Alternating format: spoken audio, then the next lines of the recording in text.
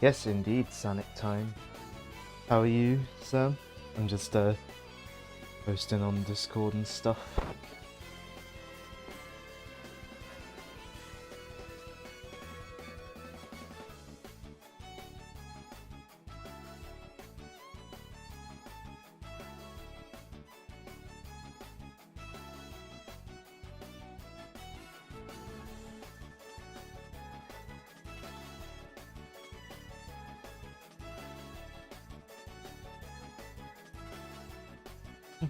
Good.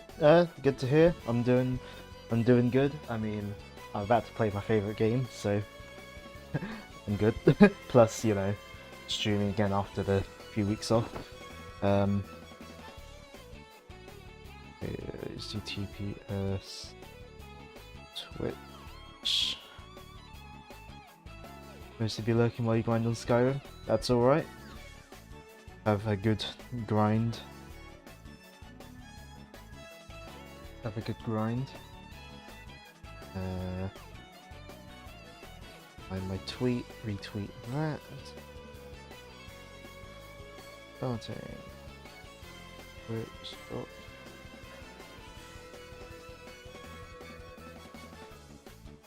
Hashtag Sonic 30th.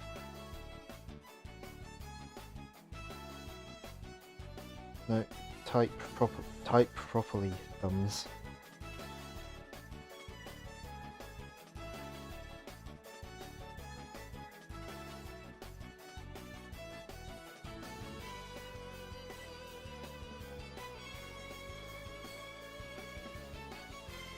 Okay, Sonic 30th with capital.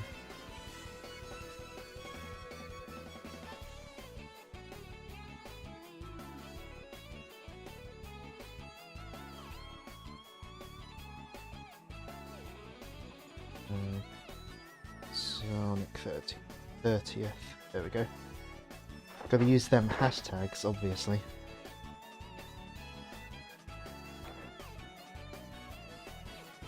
Kinda wish there was like an official, like one of those official hashtags with like a picture that Twitter does sometimes.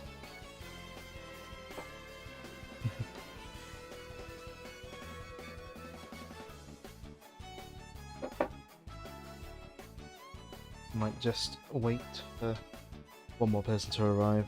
I know normally do this based on time, but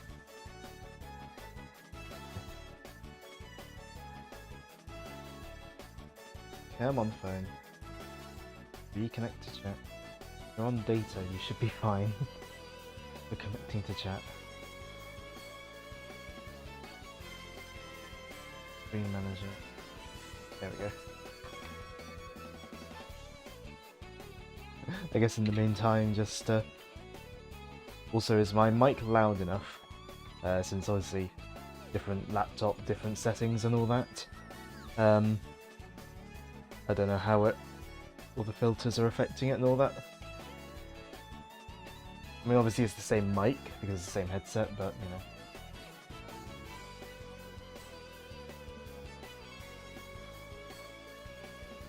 Can hear you okay? That's good, that's good. I guess we just vibe to the T-Lopes music from before he worked on actual Sonic games. In this remix he did in 2012, going by the name of it.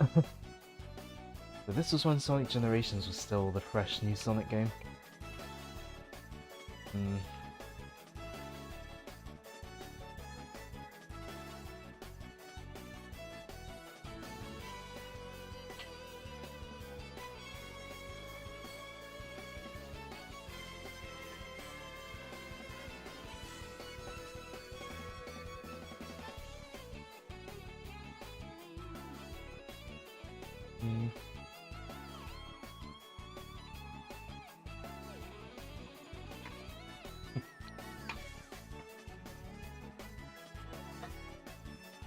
I wonder if the microphone will pick up the squeakiness of the hinge of the Sonic & Knuckles cartridge.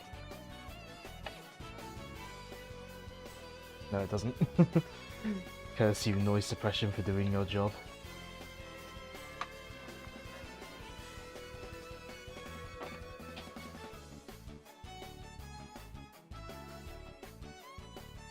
If it gets to like quarter past or something though, I will go instead of waiting, because I don't want to be waiting forever.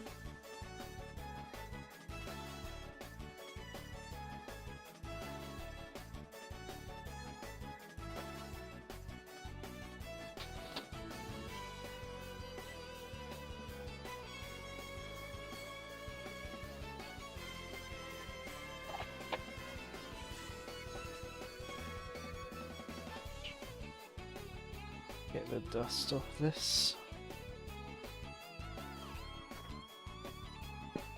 Just make sure I've got everything good to go on here. X. Profile 0. I think we're good on that front. Oh.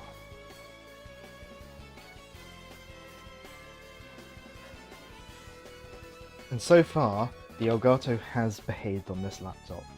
I've not actually had any of the dropout problems my old laptop had, so... I say old, my newer laptop, rather. Not any of the dropout problems that laptop had with the Elgato. So,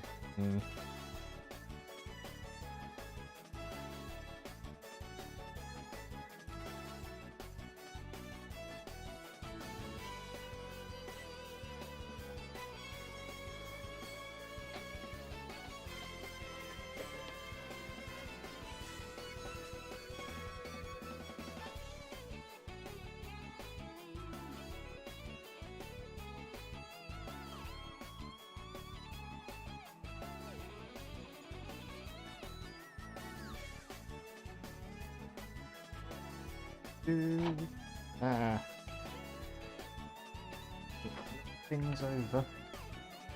I mean, it would damage the game so much if I knocked it over onto the floor. These game cartridges. Sure, would damage it so much.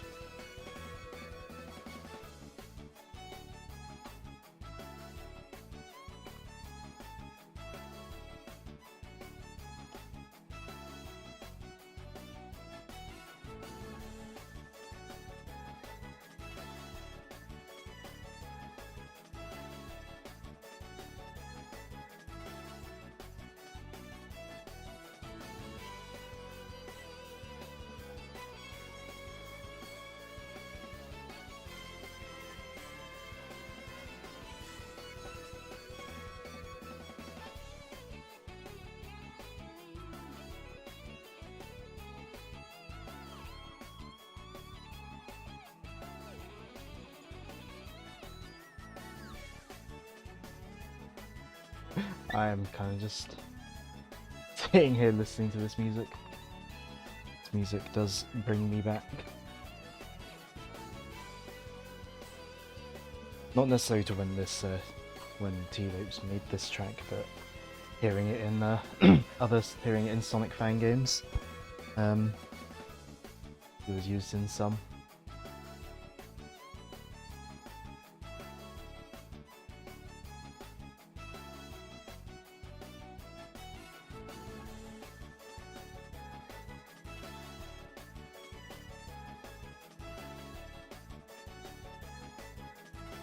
I think it was used in like the Sonic GDK demo.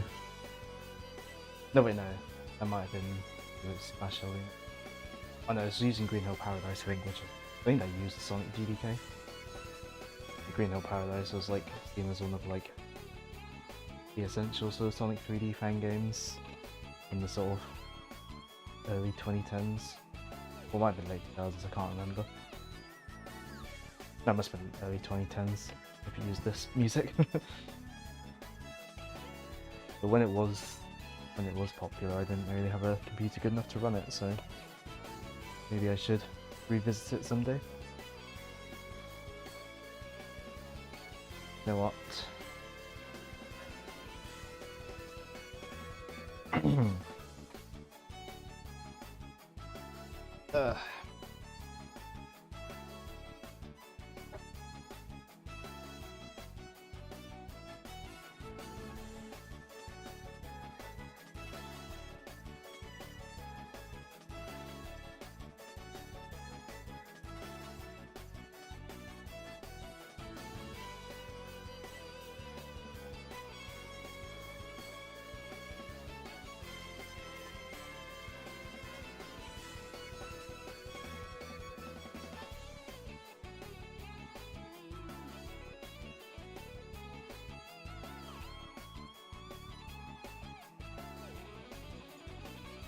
Game in now.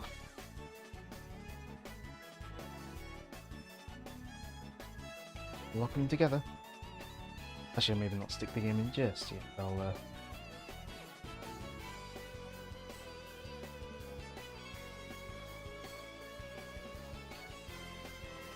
Oh, when it hits quarter past, we will move over to the game screen.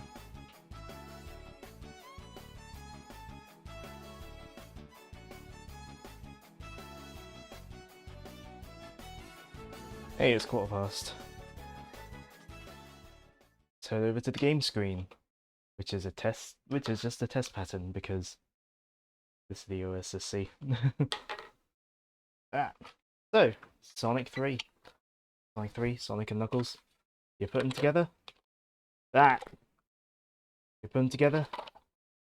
You get my favourite game ever made, at least.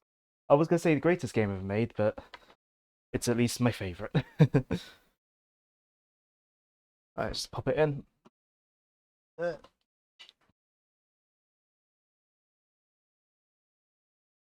hold on. It will help if I set it to the right input. 81 RGBS. Produced by or under license from Sega Enterprises Limited.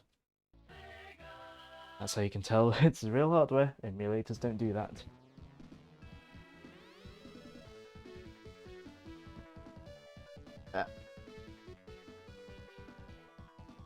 Just untangle my controller.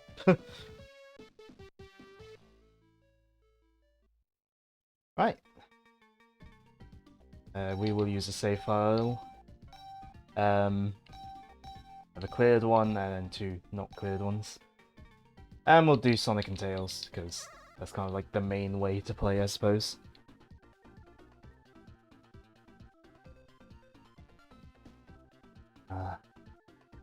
I've seen this cutscene so many times.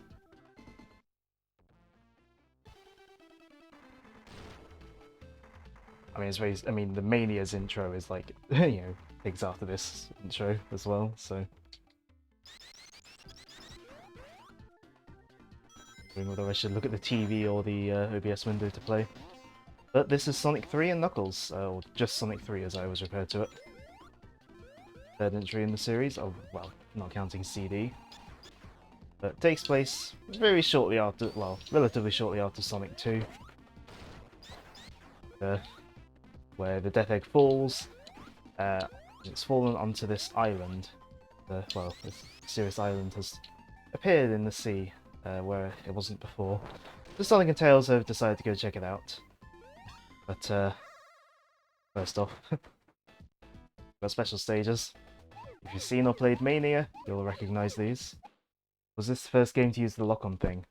I mean, it's kind of the only game that lock-on was really a thing for. Because, do you want the history lesson now or later? Sonic 3. But yeah, like, lock-on was basically made for Sonic 3. To put it shortly. Yeah, if you played or seen Mania, you'll recognise these. But instead of being a bonus stage, you actually get the Kill Emeralds here. Also, now I'm on the game screen. Do let me know if the audio balance is wrong.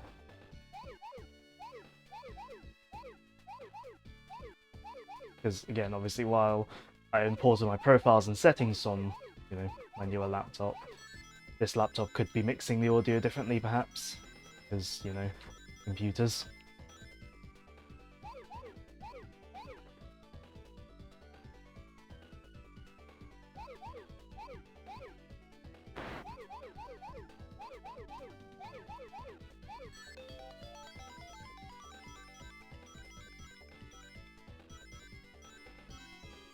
Perfect.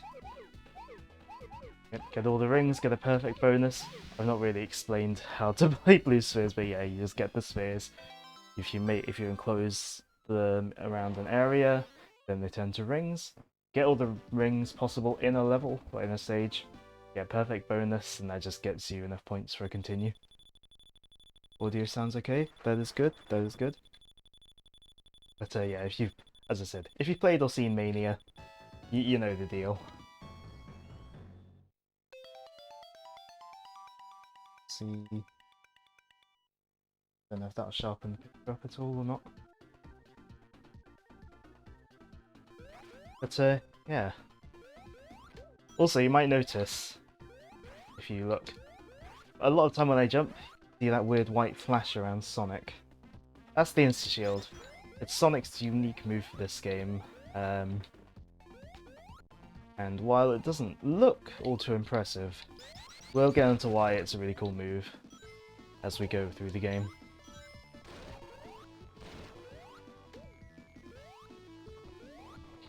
BRB, that is fine, that is fine. You know what, I'll go into a bonus stage. Slot machine one.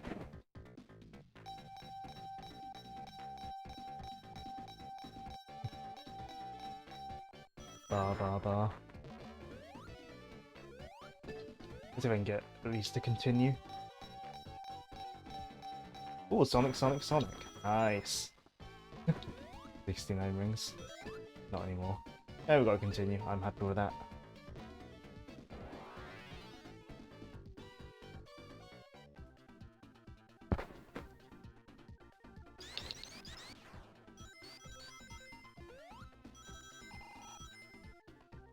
Full set piece.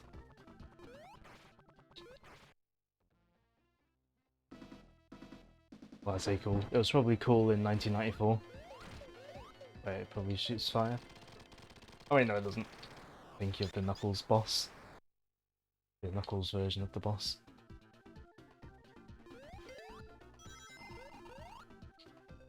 There we go for another special stage. The early game is going to very much just be special stages.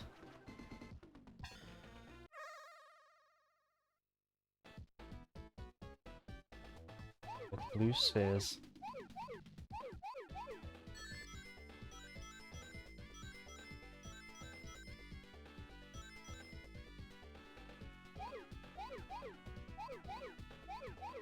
As while I theoretically could play with the OBS window because the delay is very minimal.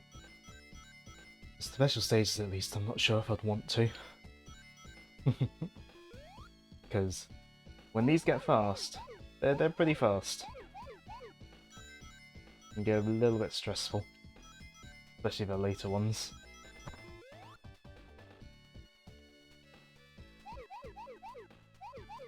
That said, because of playing this game so much, I went into Sonic Mania being able to do like half of them really easily because half the ones in Mania are taken from Sonic 3.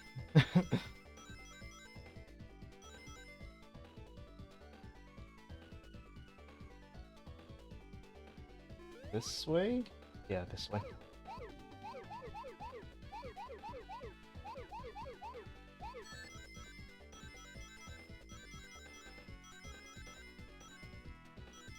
Also, something that's interesting, I think with the special stage floors, I think they're sort of done by manipulating colour palettes rather than just storing everything as its own unique, like, sort of image file. Which allows it to run really smoothly. Considering, you know, this is the Mega Drive. Console released in 1998. 1998? 1988 even. In Japan. Or until a bit later in Western.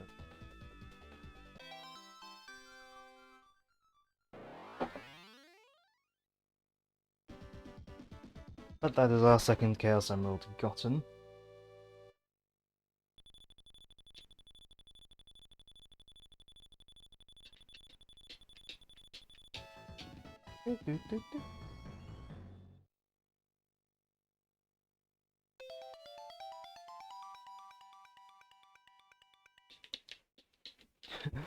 One problem with this game, you can't skip those results screens.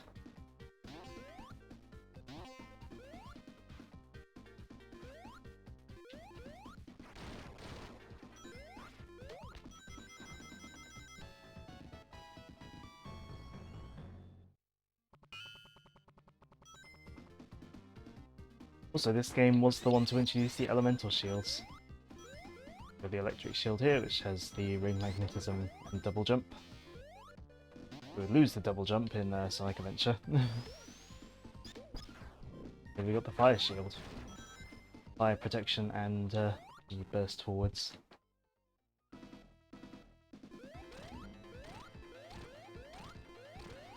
The fire protection allows us to beat up that boss really quickly.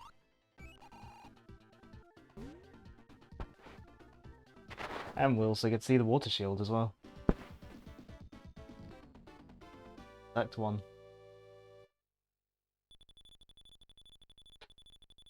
Sonic 3 was also the one to introduce the act transitions. So Act 2 starts immediately where Act 1 did.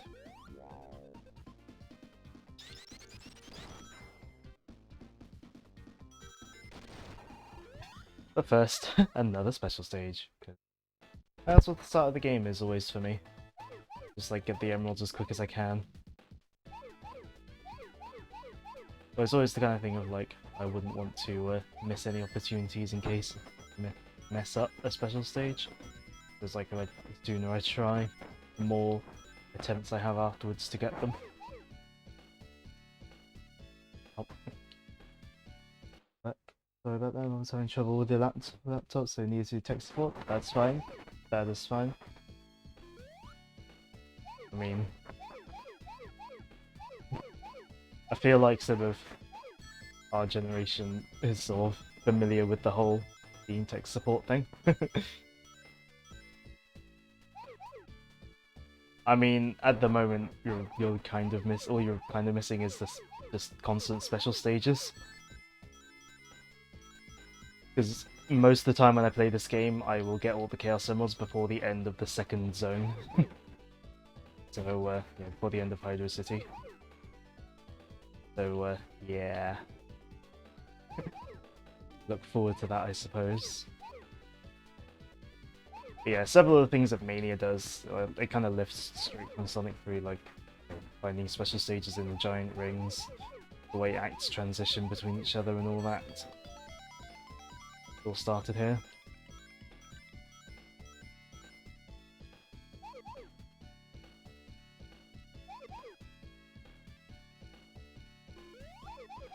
Jump over that. Get in here, so we can get these rings. And we can have ourselves another perfect bonus.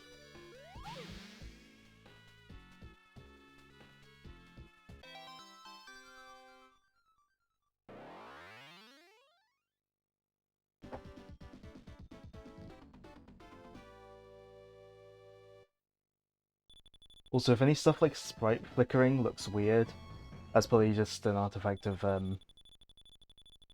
you know, screens not being like the game running at 50 Hz and most PC screens not, and I'm streaming at 60 Hz.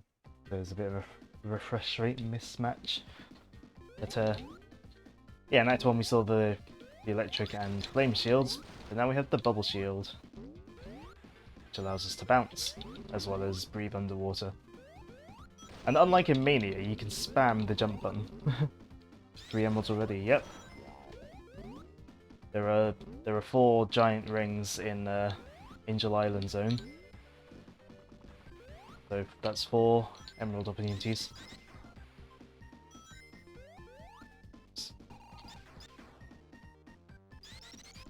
Where's the 4th Chaos Emerald? Oh, we'll find it soon.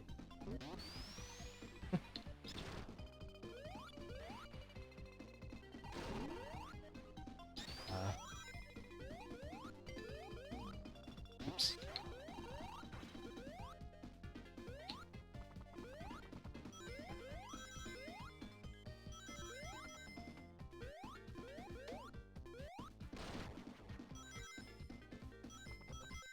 Just playing through this game, everything about it just comes together so well. But yeah, the 4th Chaos Emerald is here. Probably my least favourite of the Chaos Emerald special stages. I just find this one a bit more stressful compared to some of the others. I will not be bothering to go for a perfect bonus on this one though. It's a bit of a pain.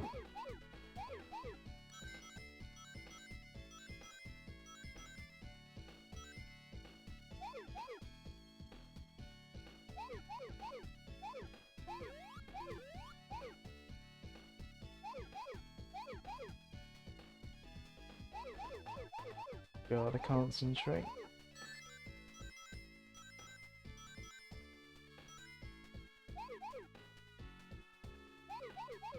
I do love this music though.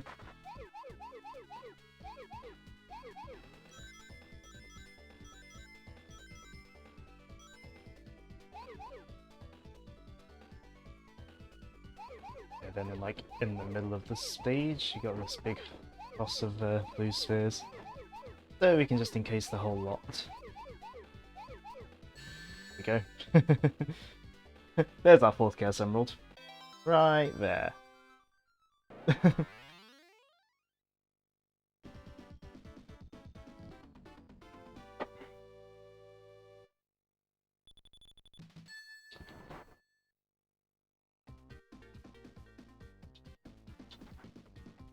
Actually, another way you can tell I'm playing on real hardware and not just either on real hardware or a really good emulator is see those coloured dots around there. Most normal emulators, you don't see those. They're just an artifact of how the Mega Drive hardware works. Some higher end emulators do display them, but most normal ones, especially most like official ones, don't show them. Can't listen to the Blue Spheres music without hearing the Friends theme. Thanks, Silvergunner. Hmm.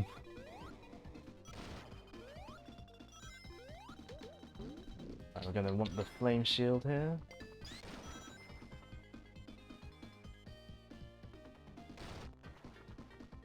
Yeah, as well as the whole seamless transitions and all that, Sonic 3 also introduced more cinematic sections.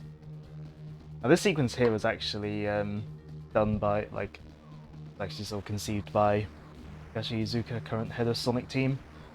Also, poor Tails can't catch a break in this section. Oh no, he's avoided some of the bombs. Usually Tails gets hit loads. Yeah, all you gotta do is just hold right and you'll be fine.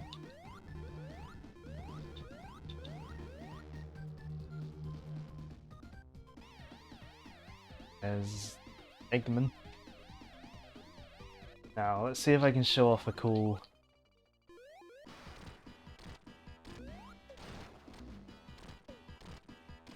Hey, there we go. The cool way to beat that boss. It's a risky way to kill the boss, because if you mess up or if Tails hits the boss at the wrong time, you will fall into the pit and die, but... yeah. It always feels cool to pull that off. But look, it's Knuckles again. I may have preempted that. He's chuckling. Hydro City Zone. Immediately veer left. Get up here. Now, recently I was actually reading a blog post about how this area is actually pulls off some really interesting tricks. Sort of show it to sort of do what it's doing. Like with the whole water current and then this jet. Really, it was an interesting read. But yeah, Hydro City, the water level of Sonic 3. And of course, again, if you've seen or played Mania, this was in that game. Grab a water shield, so we can breathe.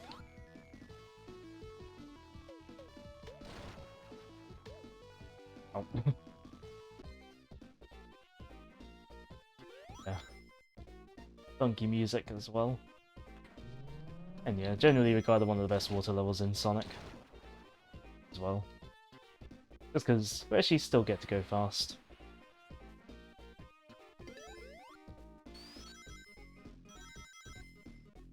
Now there is more than one special ring in this level, but I don't know where it is. I only know I only sort of memorize the location of one special ring in this act.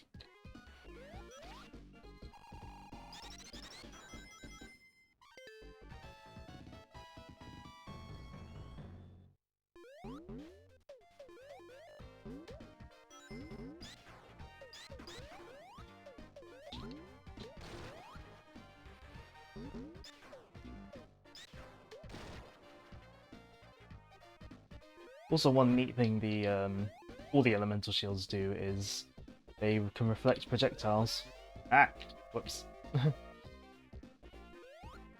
But yeah, enemy projectiles get reflected with the elemental shields. Also, actually, I want to bring attention to this. The surface of the water, 3D effect. That always impressed me as a kid. Like the 3D effect on the water surface. But before we go any further, special stage time. This one.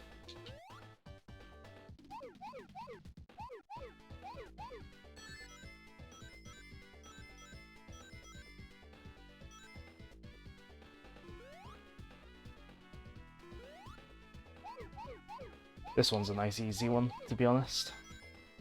Very simple layout, very easy to get the perfect bonus.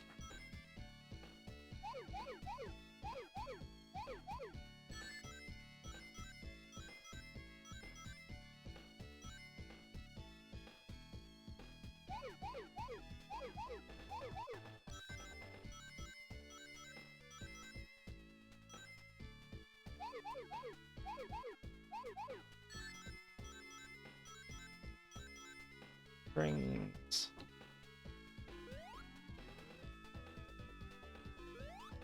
This one.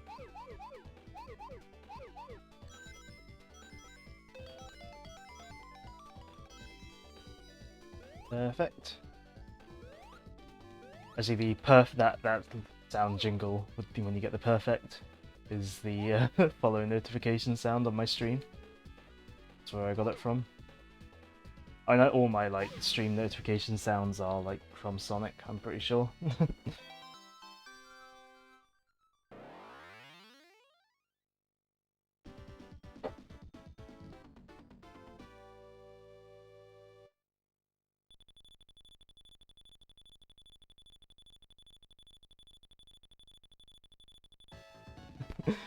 Oh. A lot of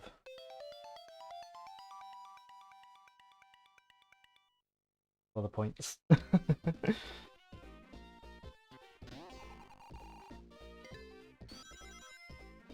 Actually, this boss we can show off the power of the Insta Shield. It's one of the ones we can anyway. So those flames would hurt you, as you see there, as do the things circling around the boss. Oh, the Insta Shield. Not to worry. Okay, the Insta Shield not only extends the range of your attack a little bit, but it also makes you invincible. I would like to make Sonic stand on nothing in this result screen.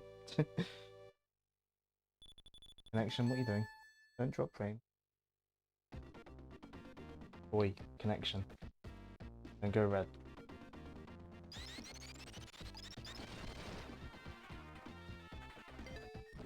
Now this is a fairly well-known section of the level. The crushing wall.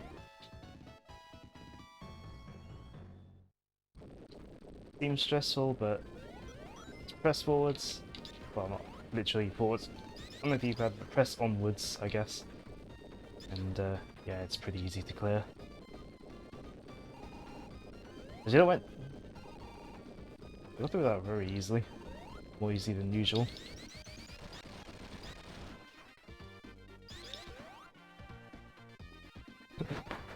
.3D sprites. And ultra groovy music.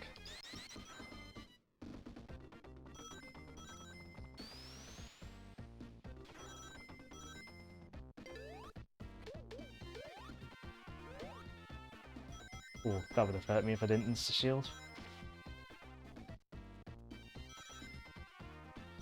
Yeah, we should be getting our last 2 Chaos Emeralds in this level, though.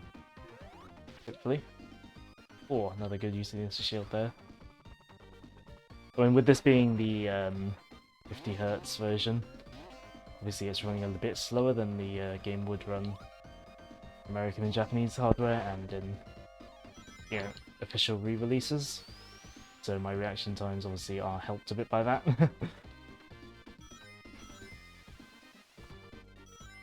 Look at all this speed. I think it's not just like a scripted event. The level design and game's physics make that happen. It's not just the game telling Sonic to go quick.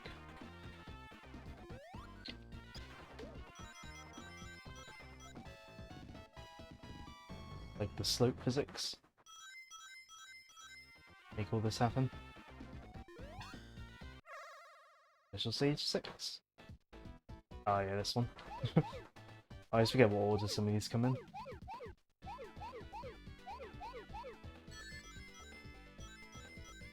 This one's a very symmetrical one.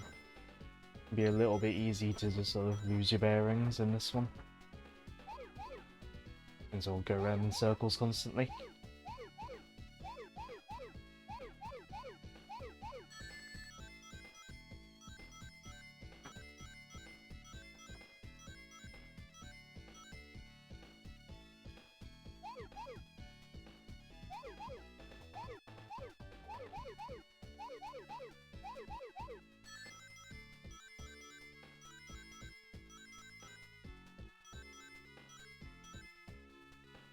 Sway.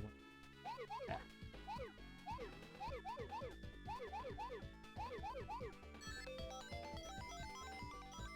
Lots of going around in circles in these stages. Why I say circles? Squares.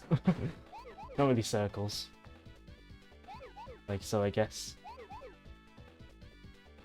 these special stages can be a bit of a nausea risk or something, or like epilepsy risk or something. It's because of how they are.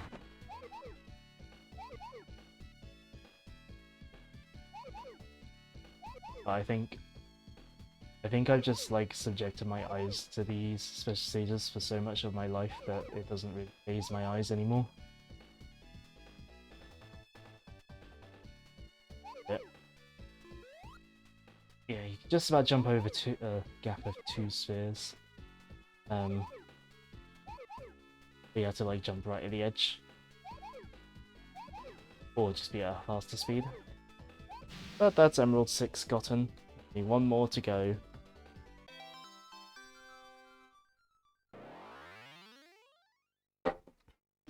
And well, and I know where the last big ring in this level is, so yeah.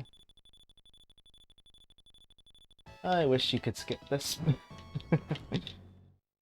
But no, you can't.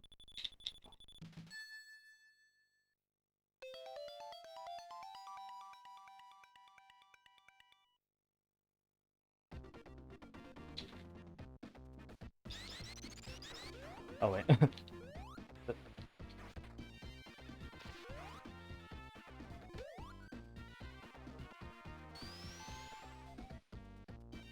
No. Doesn't. Ow.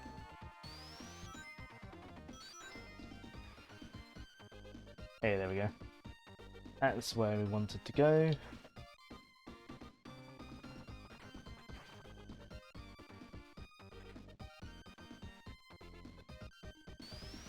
Oh, I forgot you can jump off those.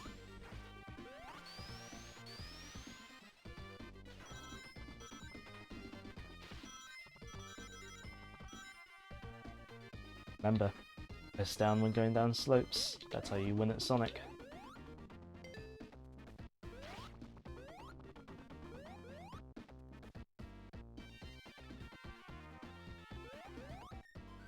Oh.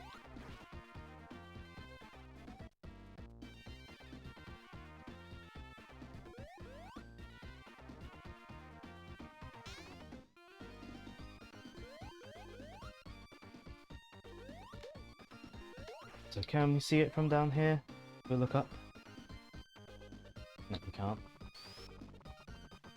But in this level there are like Sonic statues or whatever, like right at the top of the level in the background. Which is interesting implication-wise. You know? These sort of submerged ancient ruins having statues of Sonic in the background. Can we see it from here? I don't know if we're higher up. No, we're not high enough up. But last Chaos Emerald.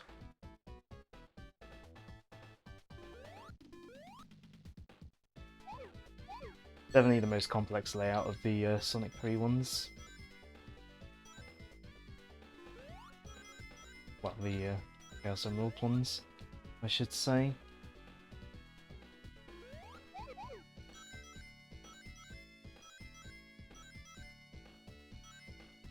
Yeah, you always want to be looking out for those opportunities to turn or to make squares.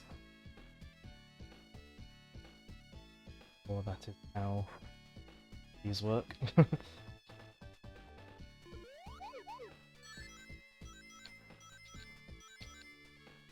It's kind of interesting that these special stages are about, like, mainly about, like, enclosing the, sort of enclosing the blue spheres in squares, when this music was from an unreleased puzzle game where you made enclosed squares. That's kind of interesting. Like, I don't know whether it's just a coincidence, or whether that sort of was intentional. But, yeah.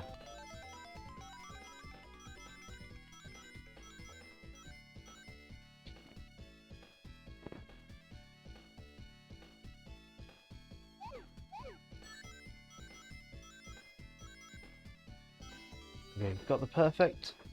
There's only the 2 lines here, and then a couple of groups of 4 are left. But some special stages I just like to get the perfect bonus, because then I know that only certain groups of spheres are left.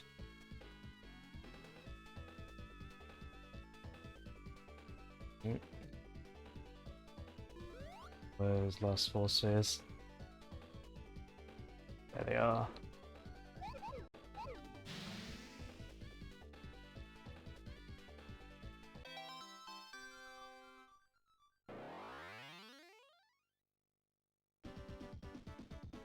But there we go. All Chaos Emeralds.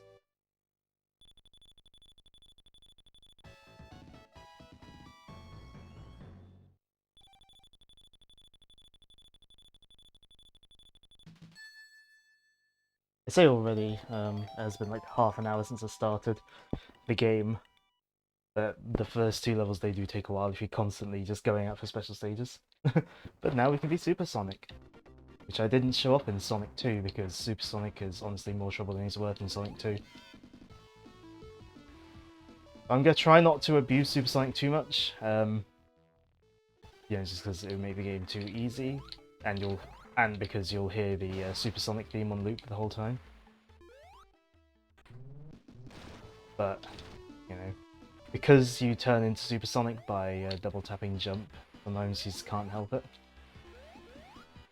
Supersonic does make this boss a joke, though.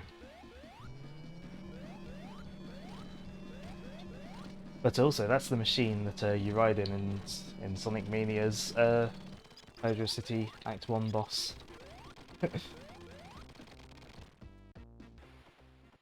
This is why when I first played that game, with that boss, it was like so cool.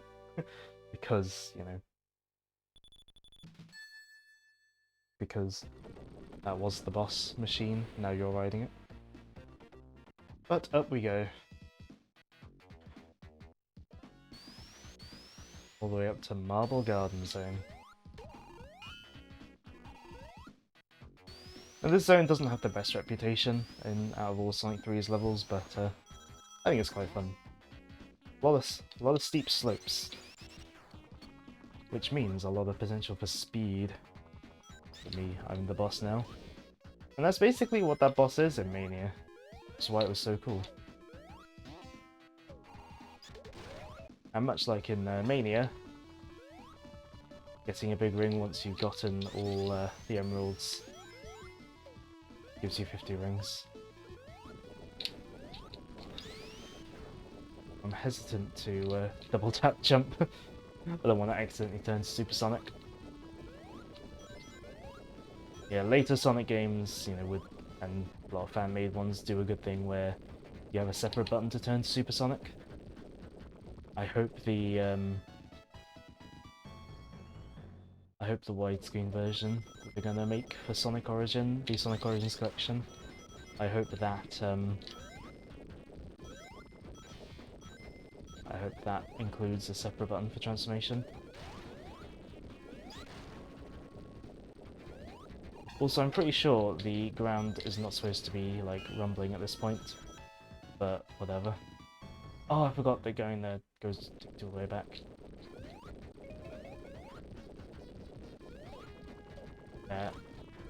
Oh, this thing comes back.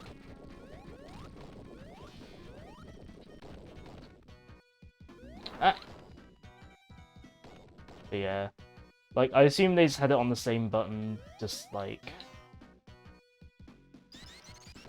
just for sort of simplicity's sake, I suppose. Oh. I could claim I meant to do that,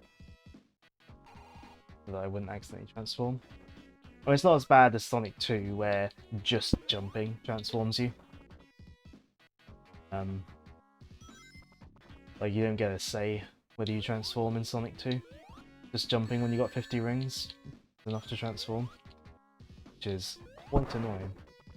Which is partly why I don't bother.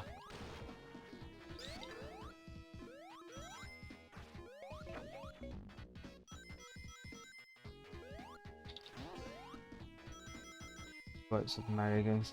Yeah, the fact the run button is fireballs is like, it means you can't really run. Yeah, you can't really run consistently while throwing fireballs, can you? Kind of a stoppy, starty run.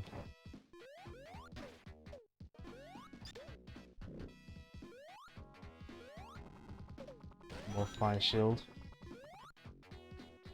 Spinny tops.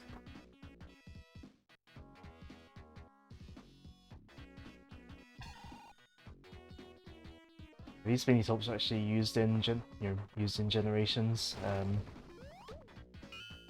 in first entry level, as a reference to this, obviously.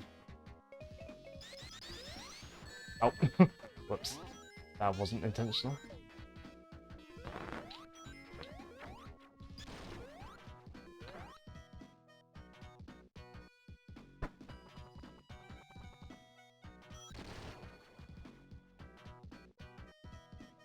Also, speaking of run button, do you remember when Joe thought Sonic Mania had a run button? Yeah, we need this spinning top to break certain walls and floors, that's why we've got to ride it.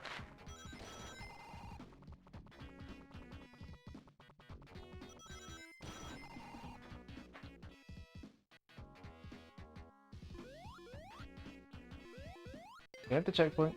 Okay.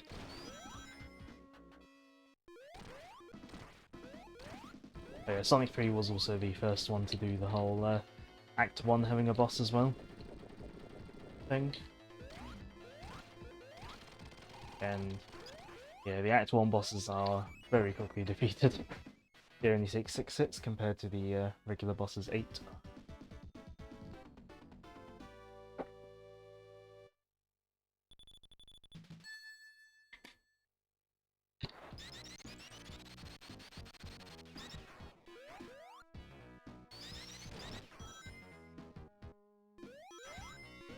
Remember those pulleys from Stardust Speedway in Mania?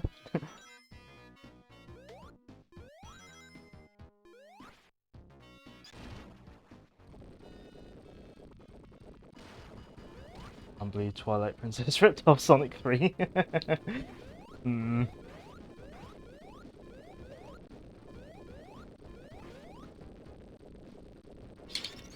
Spin dash here though, because there's a breakable wall there, otherwise we'd have to be forced to take the lower path. Oops. Who wants to take the lower path? No, I always take the hidden path over to the right, but I haven't gone this way in ages. Let's go this way.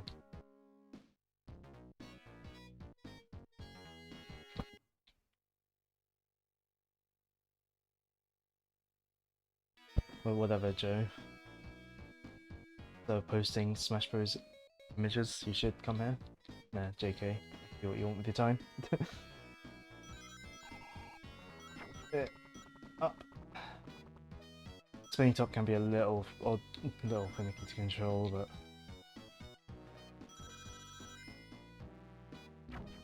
oh. Ah!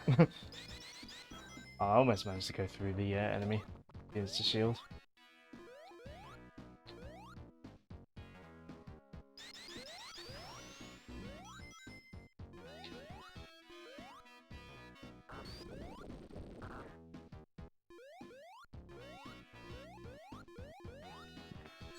Oh.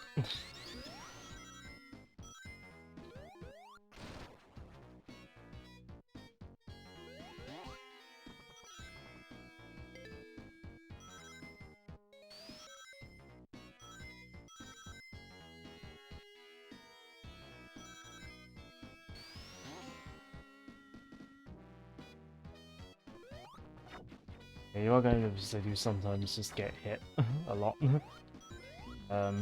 But hey. Ah! Getting hit in Sonic? You know, unless you want to, you know. Unless you sort of need the rings. Not really a problem.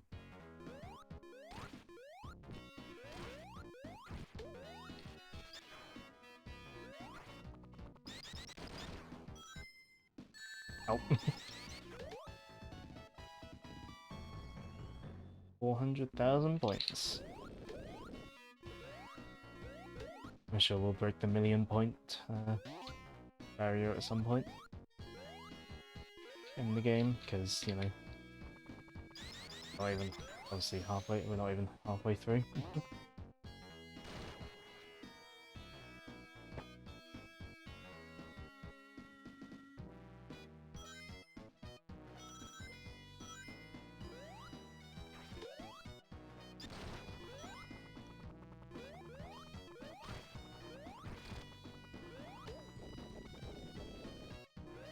Hey, shield.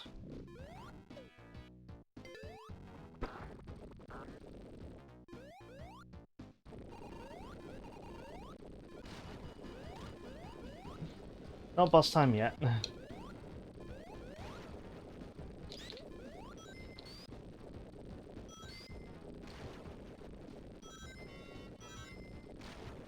Another earthquake section here.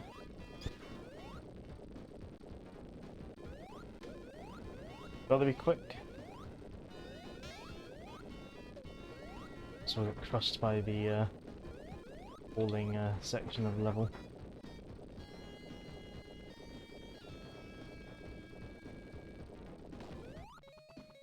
Yeah, you will notice Sonic 3 does have does quite like its sort of set pieces. You know, some people could argue, you know, you could argue that it might get in the way. You know, that it sort of theoretically could interrupt the flow of the levels, but personally I think it makes them more memorable. Like, because it has the memorable set pieces. You know, like the Crushing Wall in Hydro City, the Earthquake section here, Angel Island Zone being set on fire. Oh no! Falling into a pit. Guess we didn't beat the boss quick enough. Nope. Tails gets to airlift us for this boss fight. Yeah, you don't have to worry about falling. If you do fall, Tails will just go and catch you. Like this. The way Eggman goes off the screen tells you which way he'll be coming back on. Now this fight is quite a bit annoying as Tails though, because you have to, because obviously you're only Tails, you have to basically try and hit Eggman from the bottom with your tails, and it's a bit annoying.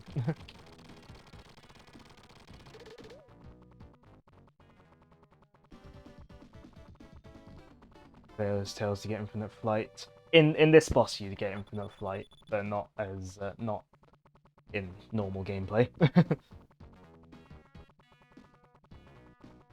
But this was the game to introduce Tails' flight to the main series.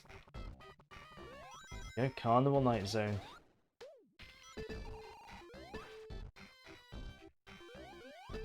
Oh.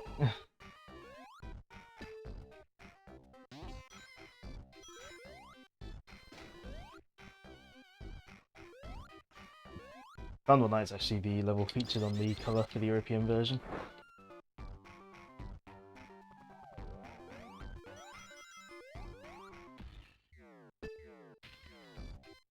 Also, one of the tracks that is this is the level of the infamous barrel. Oh yeah, we'll see the barrel. We will see the barrel because you can't avoid it. But yeah, also one of the levels with the involved with the whole Michael Jackson sort of thing, and the whole, you know, just one of the tracks involved with the whole music fiasco. I just talked over it, but that was a sample of the melody from Michael Jackson's song Jam. I believe the glass breaking sample is from Michael Jackson's Jam as well.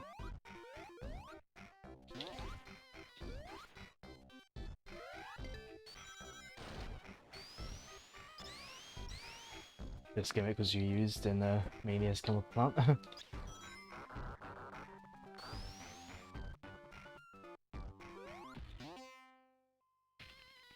Yeah. Maybe if I've got time at the end of the stream, if I don't feel like the stream's gone on too long, maybe I'll break out that Sonic 3 prototype that got released. Oops. Like near the end of 2019, which showcases some really interesting differences.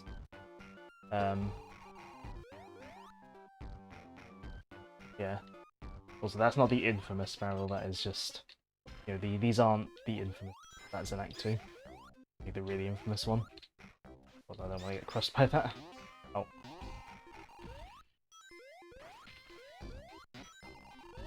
Oh. Yeah.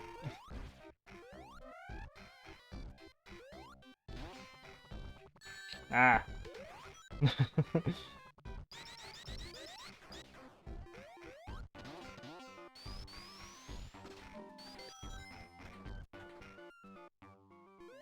Go.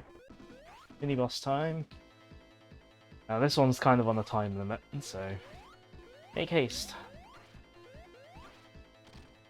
Basically, yeah, you want to make it. You want to hit it so it extends itself and gets hit with its spinning top, and the spinning top destroys bits of the platform. It can sort of cover itself with electricity, meaning it will hurt you if you touch it like that. But I beat it quick enough that it didn't do that. So the fight does get easier if you have a electric shield or if you're supersonic.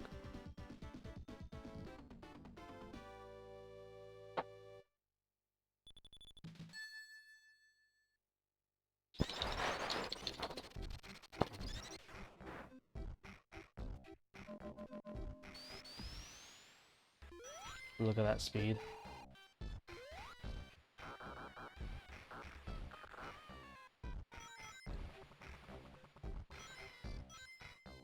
Just got crushed there.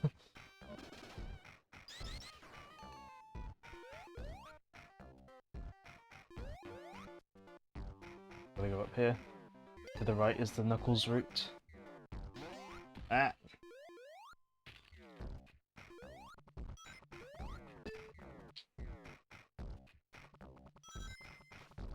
Yeah, also, Carnival Night Act 2 can potentially be one of the longer levels, at least in the first half of the game. So, be careful of that time limit. BRB Cat's being needy. That is fine. Ah! Okay, we're going up here then.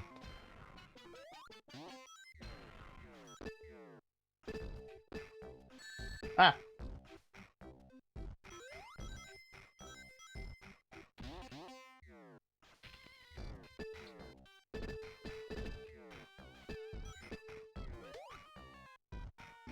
Ah! Okay, I wasn't paying attention there. Whoops. Okay, maybe we won't go a different way than what I normally go.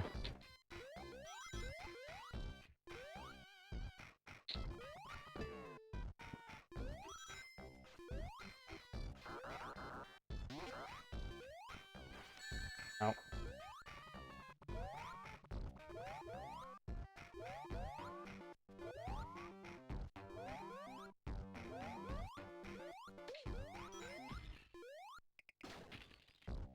No. No. Let me up. Oh, I said up.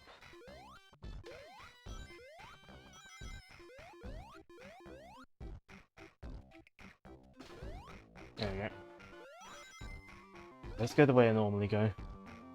I think that'll be easier.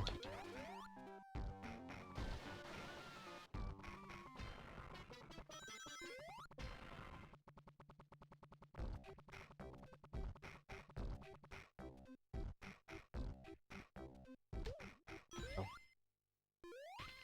Go further up, don't I?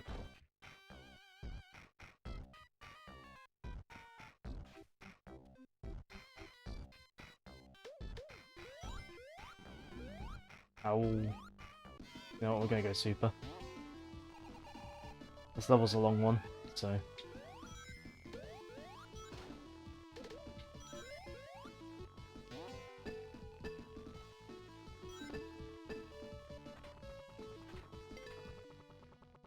Okay with this. Knuckles. And an invisible wall.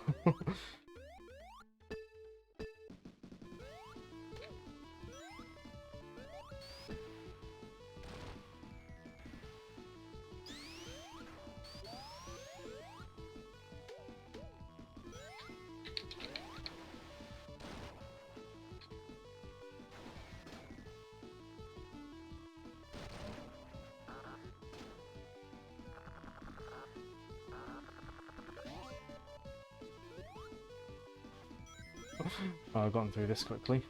Water's still lowering.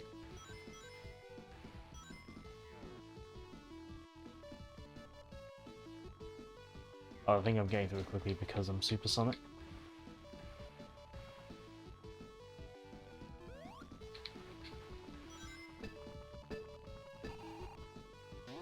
Wait. Spring. I do love the whole palette effect for turning the lights off.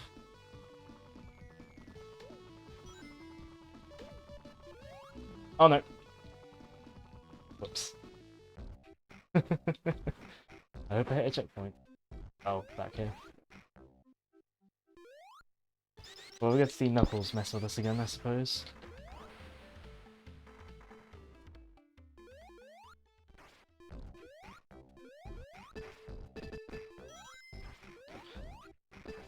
Bounce herself up here. Of course we want the water shield.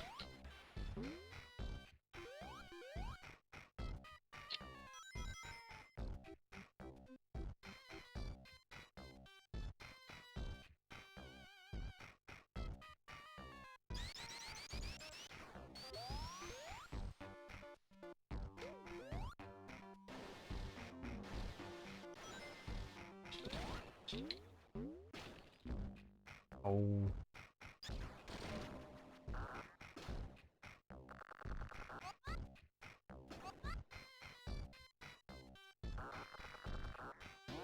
Ah. Uh-oh.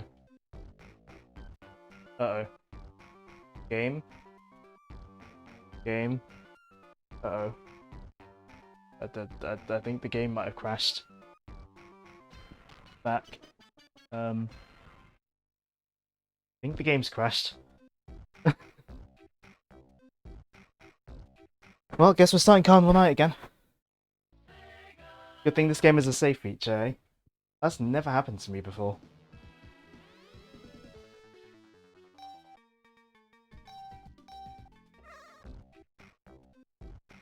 Right, we'll just try and zoom through this as supersonic if I can get enough rings to do so.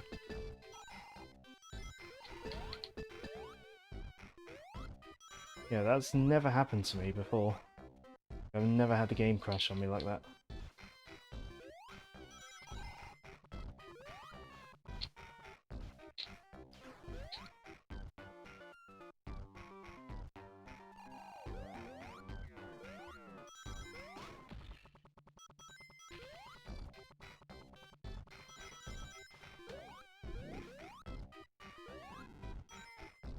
We didn't even get to the barrel yet.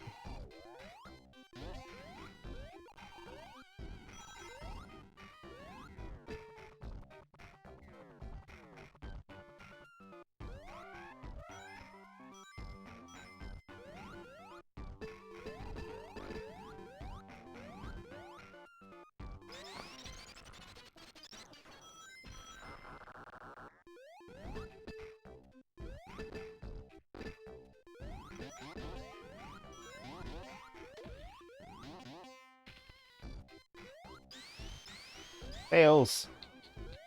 Tails, you got the platform stuck. Got it off screen. This time, Tails, don't get the platform stuck.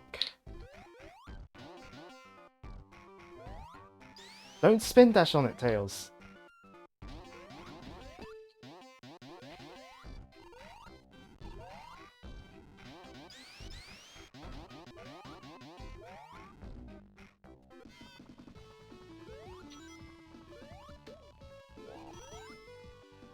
Just to get through it quickly, we're going to do as much of this as Supersonic as we can.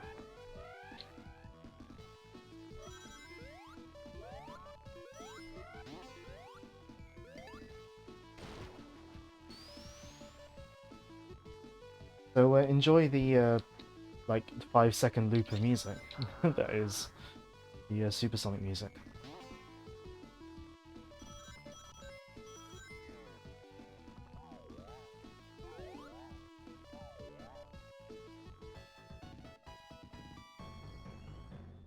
That's something that Mania definitely improves on.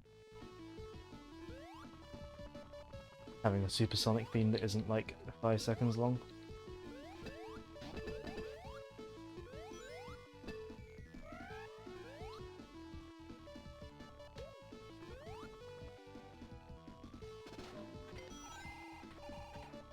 Lost time again.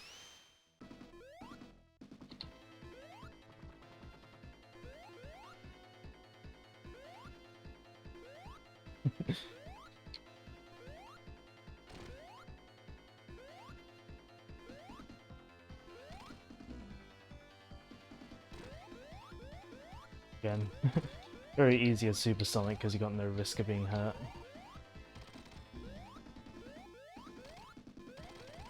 I mean, I suppose the entire, like all the bosses become easy as Supersonic because you have no chance to get hurt.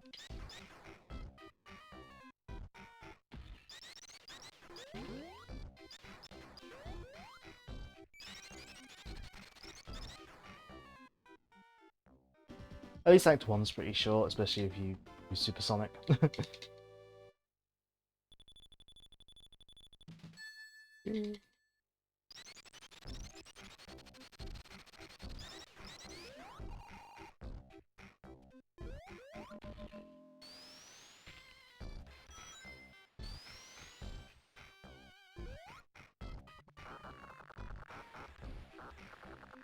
Again, we'll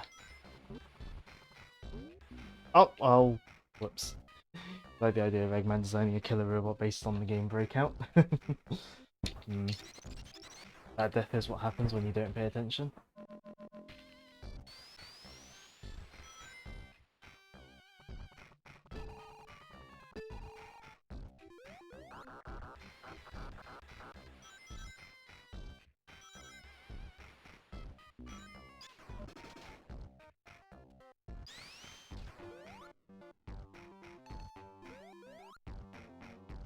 Oh, come on. There we go. Brings to get to a bonus stage.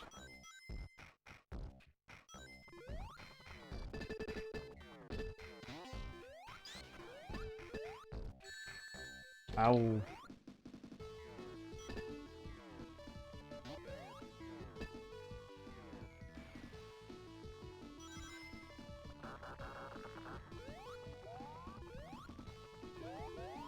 All I wanted was the invisibility. What did I get? Dead. Got hit.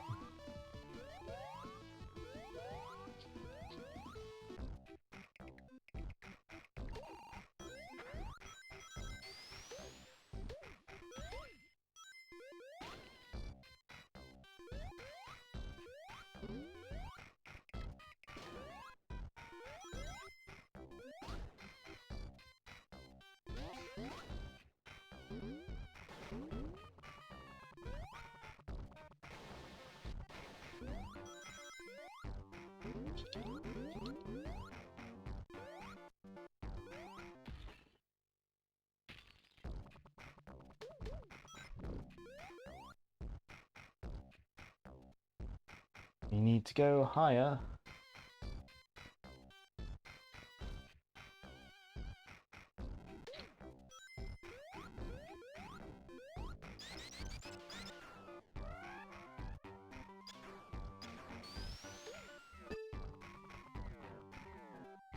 Yeah, as soon as I lose this shield, we're definitely going super. Just so I can get through this quicker.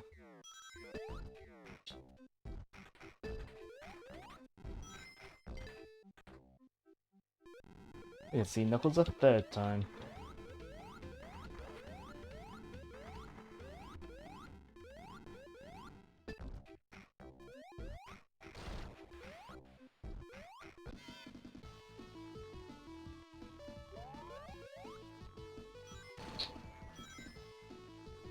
Supersonic time.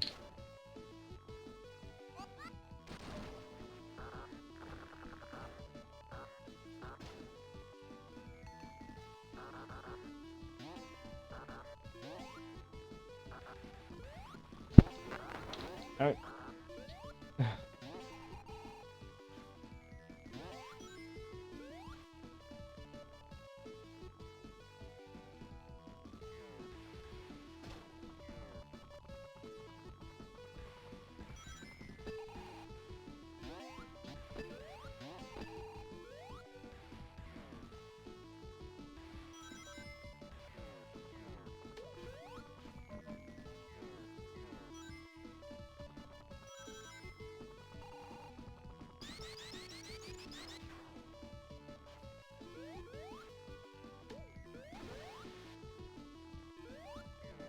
I think I'm past the point where I died earlier.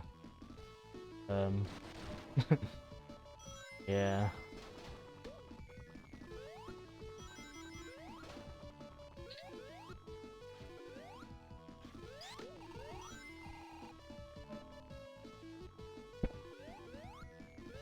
Yeah, now we get to turn the lights back on.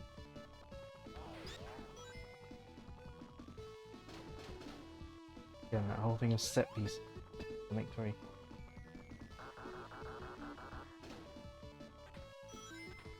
Here's the infamous barrel. You're locked in this room, and you got nowhere else to go.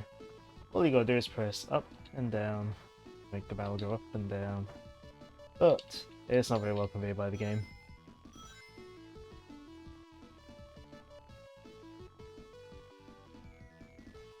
The developers have since sort of shown regret for how they did the barrel, I think. I think they have like I think they have like apologized for it. Just because it was so infamous.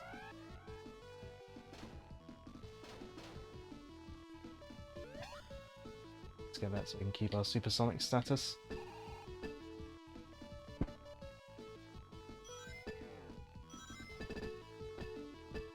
Yeah, even spending much of the level supersonic, it's gone nearly 5 minutes this level. Quite a long one.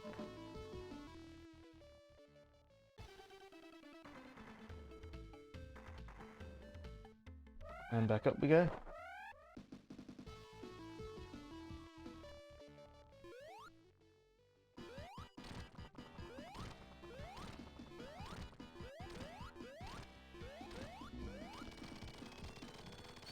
That boss is a pushover even without supersonic.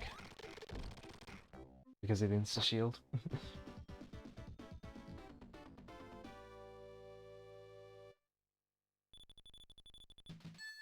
I say it's a pushover. It's a pushover if you are good at the insta-shield. So as I should say. Oh, Tails died.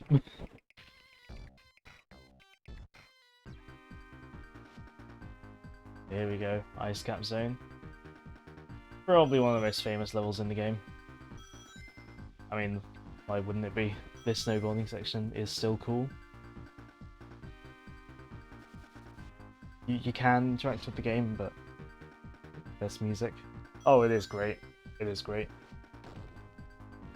It's also basically a song called Hard Times, an unreleased song called Hard Times by the Jetsons, which is a band one of the composers of the game was involved with.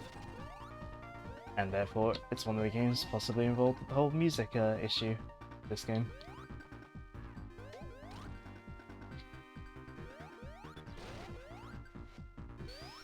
Oh, and probably not going to get to 1 million points since I restart. Oh well. Oh, missed the jump. Yeah, this makes use of vertically mapping levels. Yeah, we're gonna try and refrain from using supersonic in this level just because the music is so good. And the visuals are really striking as well.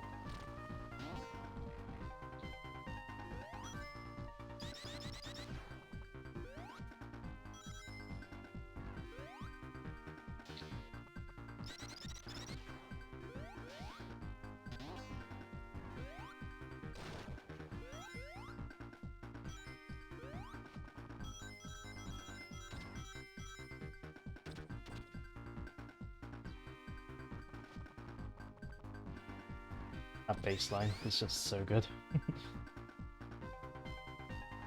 Oh, I always miss that jump. There's an upper path, but I always miss the jump.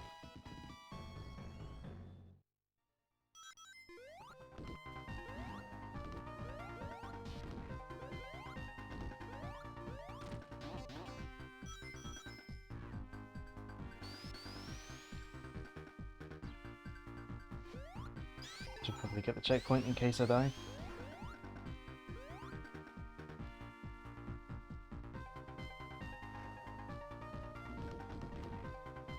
Stand on this. Let it break through those.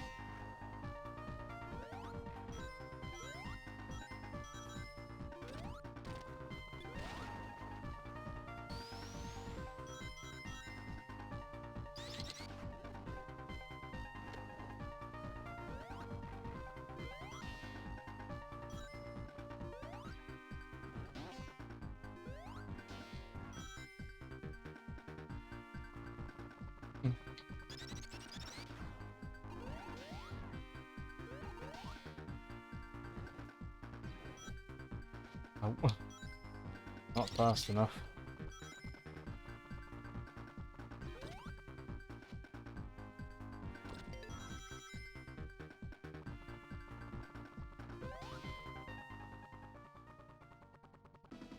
I think we're probably just going to cheese this with supersonic, maybe. Or maybe not.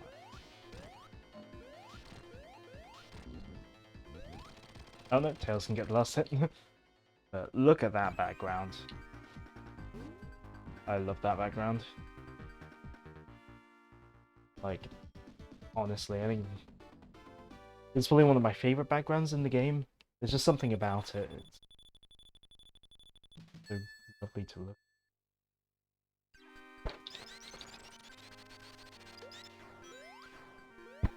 I love the Ice Capital 2 background.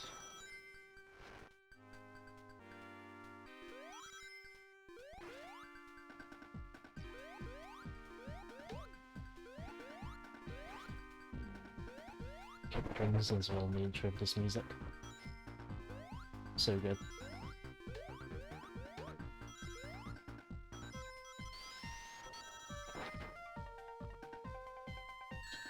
Oops.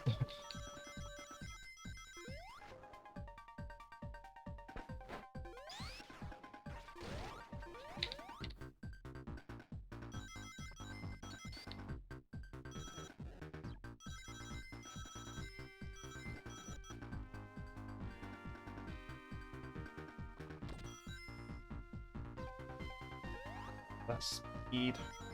And again, the speed is controlled, and led to a little reward there.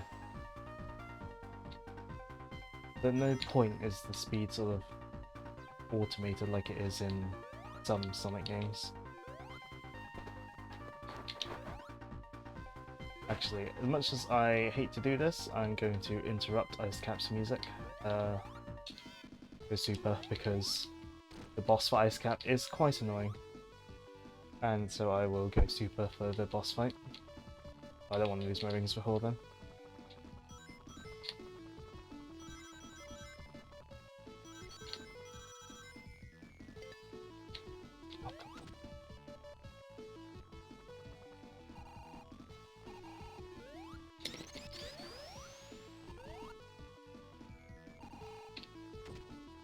If we go up here though, we get lots of rings.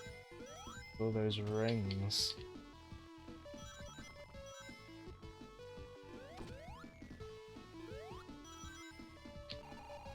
And the giant ring.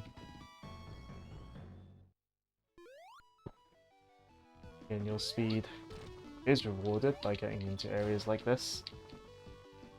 Orders, order the rings or monitors, or just a faster way through the level. Like, I feel like Sonic 3 does it the best out of at least the original 3 games. Yeah, this boss is annoying. He freezes you.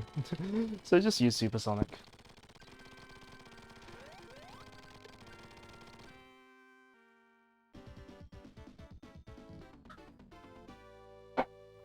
And then his ice cap down.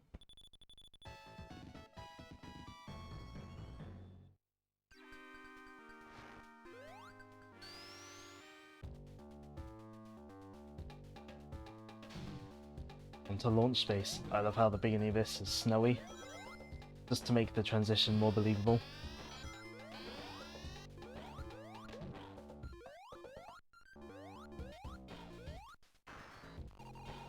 And this track is just filled with samples.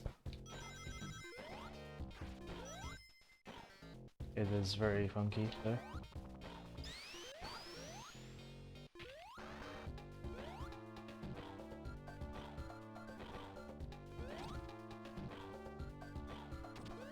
But yeah, we are reaching the halfway point of the game though. And in the back, that's the Death Egg being reconstructed.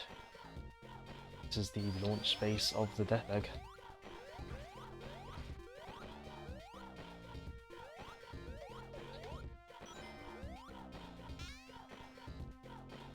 Yeah, so this is pretty much basically where the Death Egg landed after Sonic 2.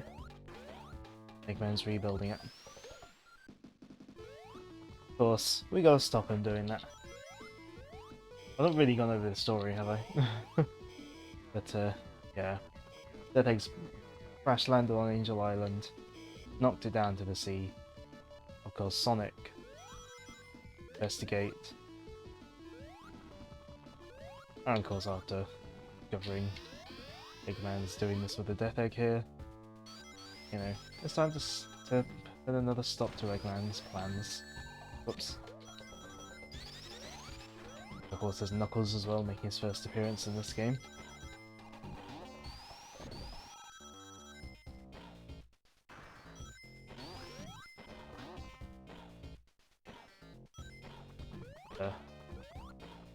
I've been tricked by Eggman to think Sonic's the bad guy. That's why Knuckles is always trying to stop us. Oh.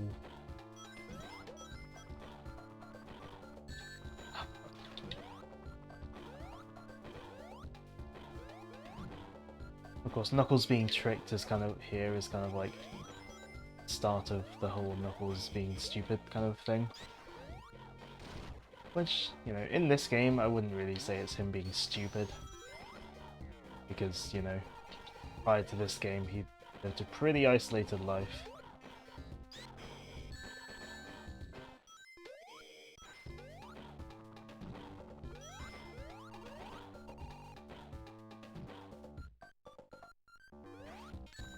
Ah.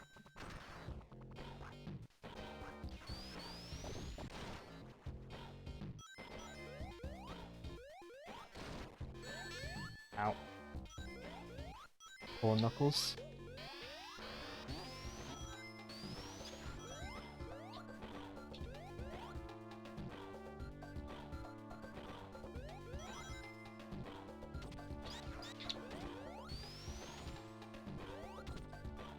Yeah.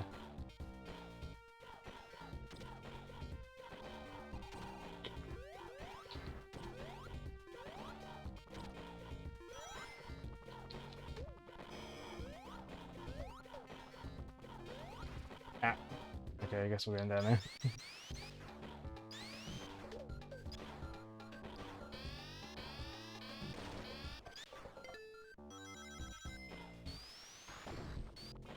Zoom.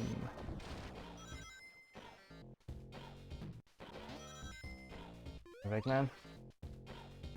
There he is.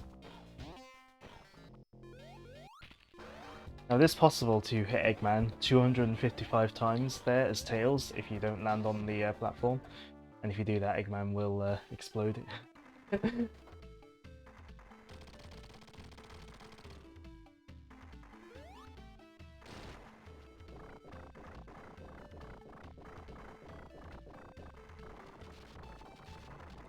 I remember this effect is like looks a bit broken on the DS version with the, I think just because of how they do the resolution.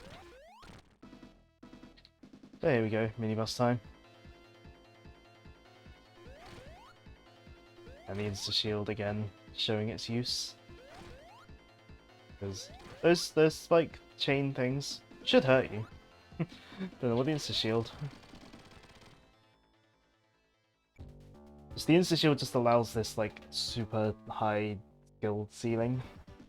You know, that allows you to pull off some really neat stunts like that when you get good at the game. That's why I love it so much.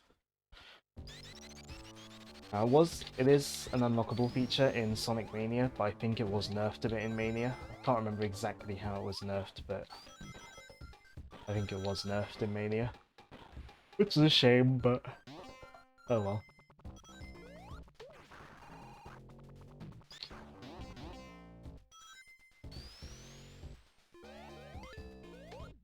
Oh. Guess we're going this way.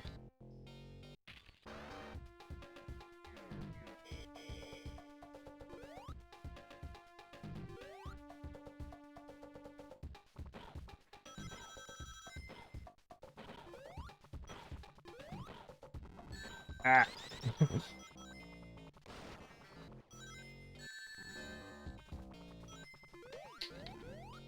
But yeah, Act 2, we're getting sort of closer to the actual area where the Death Egg's being located. We're higher up in the sky.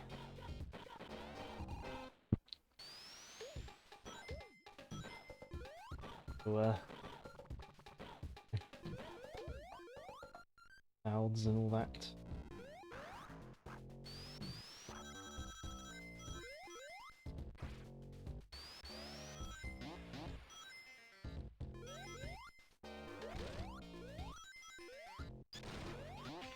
Yeah, that's another thing I love about Sonic 3, where just both acts of a zone can just have such a different feeling to each other, even though they're using a lot of the same assets. But just some of the unique assets between Act 1 and 2, and the music, and mixed with sort of having sort of slightly different sort of overall level design mentalities for each act, really sets them apart from each other. Compared to Sonic 1 and 2, where basically Acts 1 and 2, and in the case of Sonic 1, basically just sort of like different, the same kind of thing, but just slightly different level design. Not slightly, but you know what I mean. Oh, okay, we're going super.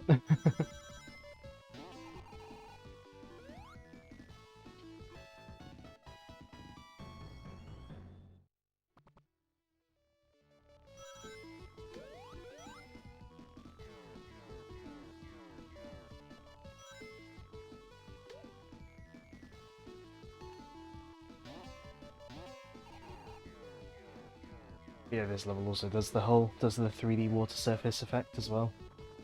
It still looks cool here.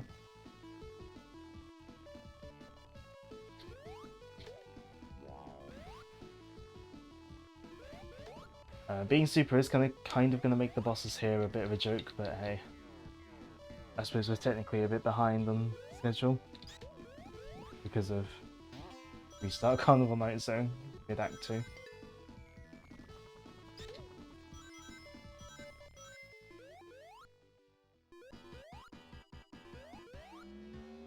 Yeah, first up we got this ball shooter boss, which we can kind of just cheese because Supersonic can jump high enough. He doesn't really need that platform. Yep. Oh yeah, it de-transforms you, I forgot about that. But hey, now we get to have a ride in an Eggmobile.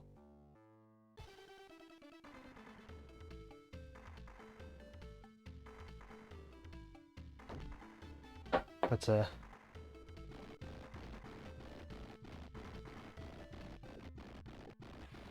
bye Knuckles.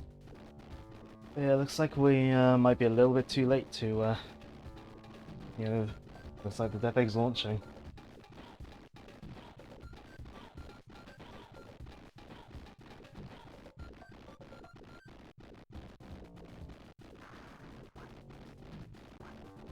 I wonder if the sound effects here were just where they had to specifically make them play on certain sound channels, just so that it wouldn't interrupt the music for this section.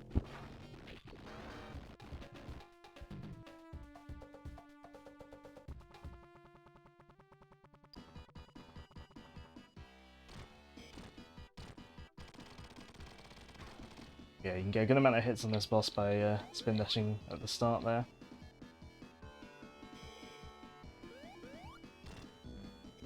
Ah. Now in Sonic 3 alone, we'd be coming right to the end of the game, because, you know, we're near the end of this is the end of the first half of Sonic 3. And there would be another boss after this in Sonic 3 alone, but Sonic 3 and Knuckles actually cuts the boss for Sonic's story. You don't get to fight the Big Arms boss. However, Knuckles does fight it in his run, so... Big Man commits suicide by moving straight into Sonic's attack. But yeah, in Sonic 3 alone, the sky would darken and we'd fight another boss. But in Sonic 3 and Knuckles... Yeah, we just end the level there. But yeah, we managed to successfully stop the Death Egg from properly launching again. There it goes.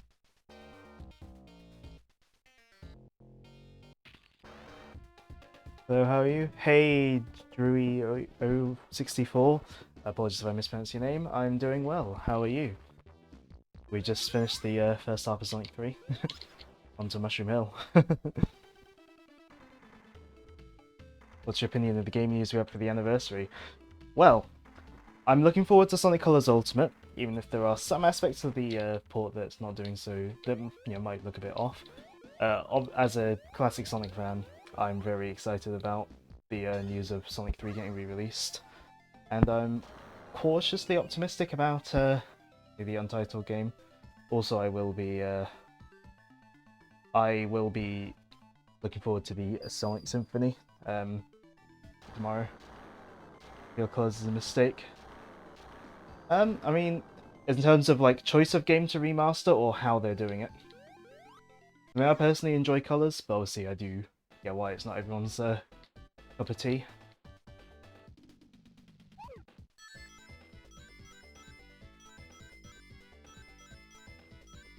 But yeah, I'm excited as a classic fan whose favourite game is Sonic 3. I'm excited to see that finally get re-released though.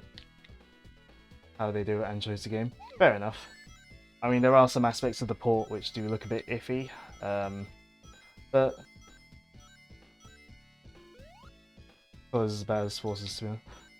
I can see why you would feel that way. I know it's the PAL version. And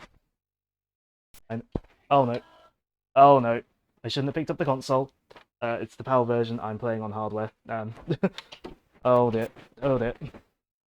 I should not have picked up the console. Whoops. I'm playing on hardware. That's why it's the PAL version. It's fine. We were like at the start of Mushroom Hill. It's fine.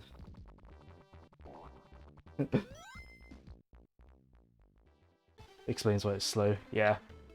I live in congratulations, I broke everything. Yeah, I am from the UK. Yeah, so I'm playing on the original hardware with the original cartridge. Plus often I liked interesting, it's also painful to see the game going slow. Oh no! It says that I went in there. Oh well. But yeah, I do often like to emulate at 50 Hz as well sometimes, just because nostalgia. Would I have a mod console to be normal speed? I'd consider it if I got like a second Mega Drive, but I wouldn't want to mod like my childhood console. Like if I ever got like another Mega Drive or something, I'd consider it. Either that or I'd just like see if I could import like an American Genesis or something. to avoid having to bother modding.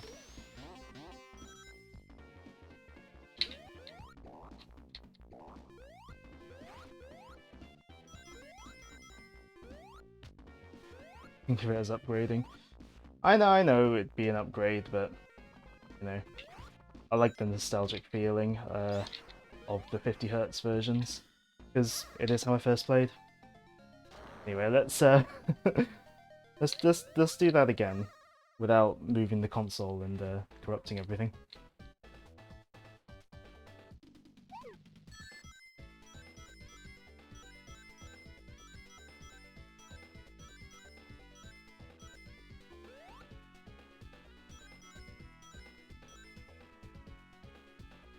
Objectively, do I actually like 50Hz? No, the games play better at their proper speed. Especially, you know, and I'm especially used to playing Sonic 1, 2, and 3 via the Christian Whitehead remasters and Sonic 3 Air, but there again, I enjoy the nostalgia of 50Hz speed because you know, being British, that is how I played them growing up. So obviously, I never knew anything was wrong. Yes, and with Sonic 1, again, it obviously plays better, but again, the slowed down music does fill me with nostalgia. Especially like sort of the slowed down Green Hill and Starlight are just sort of extremely nostalgic to me.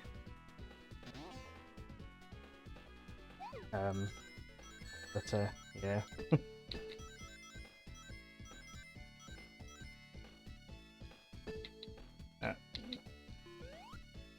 Let's go this way.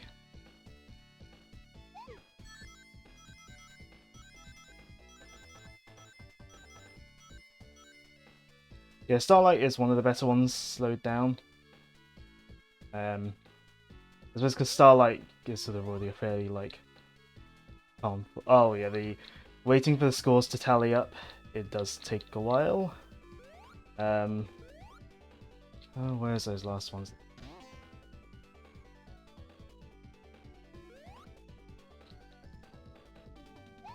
Yeah, I mean, a lot. I say a lot. Some Mega Drive games were optimized. Annoyingly, Sonic 3 is like halfway optimized. This way, oh, not the GBA game. Yeah, I mean, optimizing the game speed would be a lot harder than optimizing the you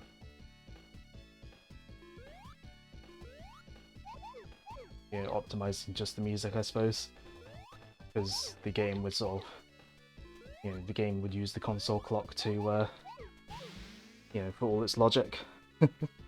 GBA Sonic 1. GBA Sonic 1 probably doesn't even run that fast. Like, its frame rate is probably less than 50, I'd imagine.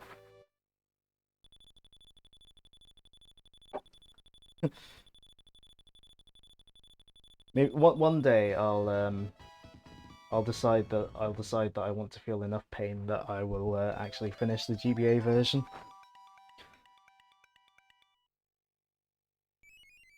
But at the same time, the GBA version, that will always have to be emulated for me, seeing as it wasn't released in this country.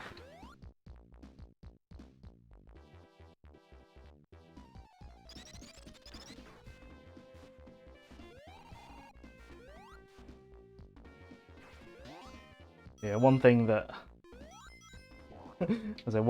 later sort of games without Game Boy player. I mean, having a Game Boy player or not, if I wanted to play the GBA version, like on hardware, I'd have to import it. It wasn't released in the UK. Well, maybe I'd be able to find it on like eBay or Facebook, but I wouldn't be able to get it in a place like TEX.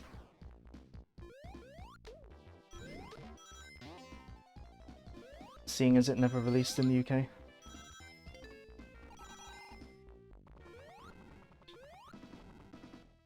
But I don't know if I'd want to put my DS through the pain of Sonic Genesis, to be honest. I say that as my DS has been through the pain of the DS port of Rayman 2.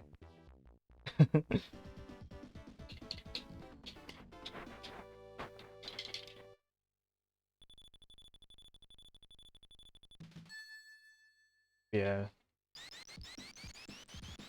Games like Mania do a very good thing where you can just skip the score telling.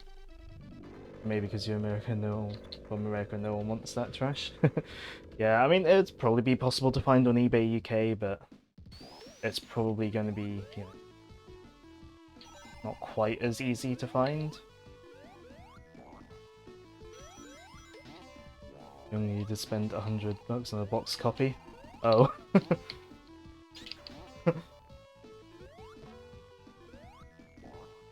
If I wanted to spend like £100 on a box copy of a Sonic game, I'd like cardboard box copy of a Sonic game, I'd probably just try and find the boxed Sonic and Knuckles. Those aren't too cheap. Well, good condition boxed.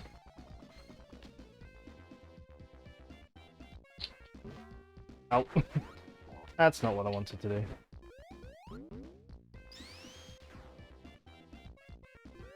Oh, okay, no, guess we are going down.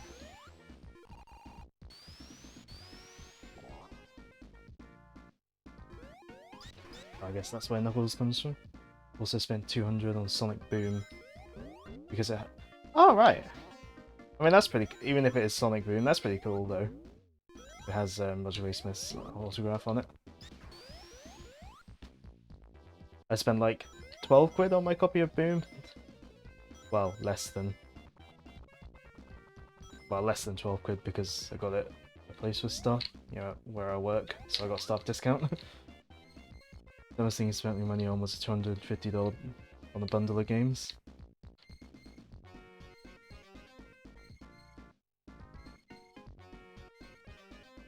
You know, we picked the worst games to bundle. Bubsy 3D, Superman 64.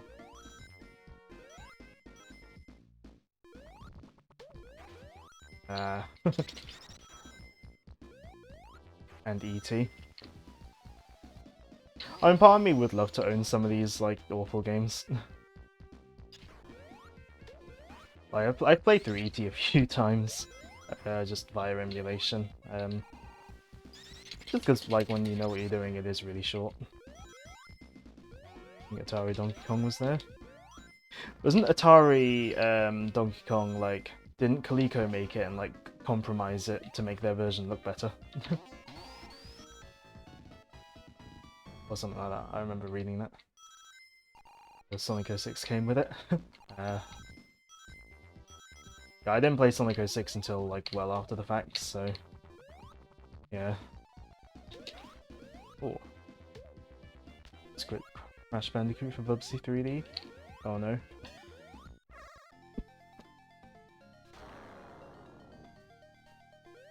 I have played Bubsy 3D a little bit again on emulation, and yeah.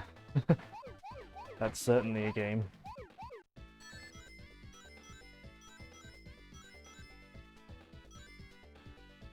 As well as skipping Mario 64.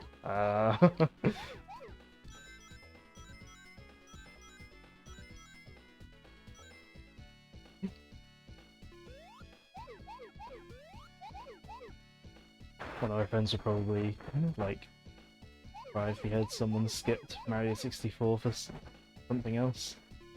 I think that was like one of his first games. Gotta pay attention here. I like to do the harder special stages first when it comes to the Sonic and Knuckles half. Even my young, we also thought it was dumb to look at game reviews. I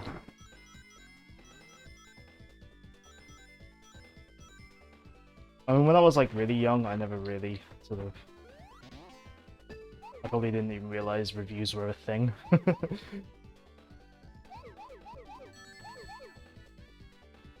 I often kind of just sort of got a game based on either being a franchise I knew or just being enticed by the cover or something. No, no, no, no. Ah. Still don't enjoy Mario 64, but it's way better than Bubsy 3D. I mean, Bubsy 3D is not the highest bar to clear. It's right at the end as well. Hit right a bit too quickly.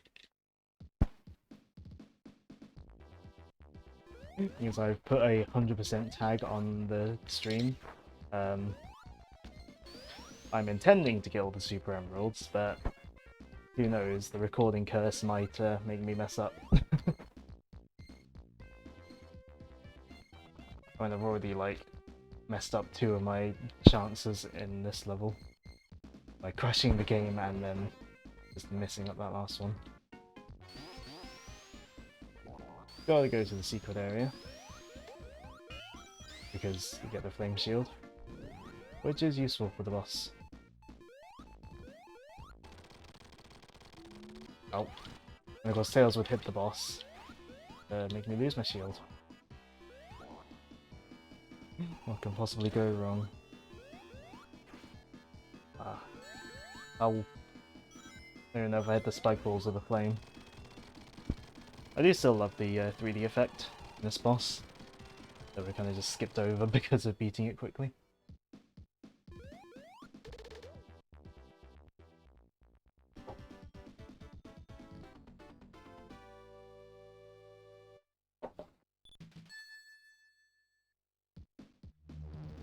Time for noisy ship noises.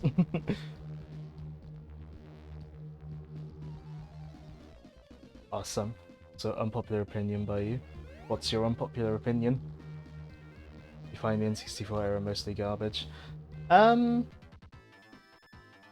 as Saturn and PS1. I mean, it depends on the game. Like, I do really love some of the games of that era. And Rayman 2 is one of my favourite games. Again, partly for the nostalgia of playing it when I was a kid, but yeah. Like I like some of the games of that era. I do like Mario 64. Though it has some aspects of it have aged fairly like iffy, especially the camera. But it was certainly an experimental time for game design, and the tech sort of only being like just about there to do some of the stuff that was trying to be pulled off.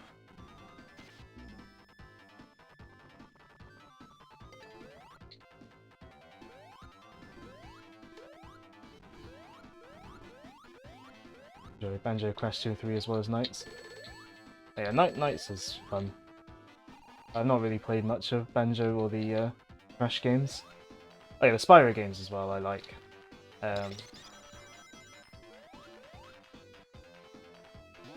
then when it comes to 8-bit, I do have my bias towards the 16-bit era, so yeah. But I do like some of the 8-bit sort of games, like both in terms of like NES and Master System. But yeah, Mega Drive and SNES is where things really got good. Although I would probably say one of my favourite NES games just to play is Metroid 1, which is not the most popular game in that series, certainly.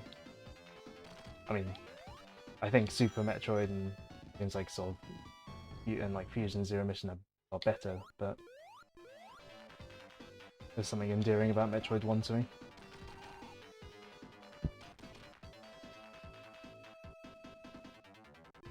Oh wait, no, I'll probably get killed by doing that.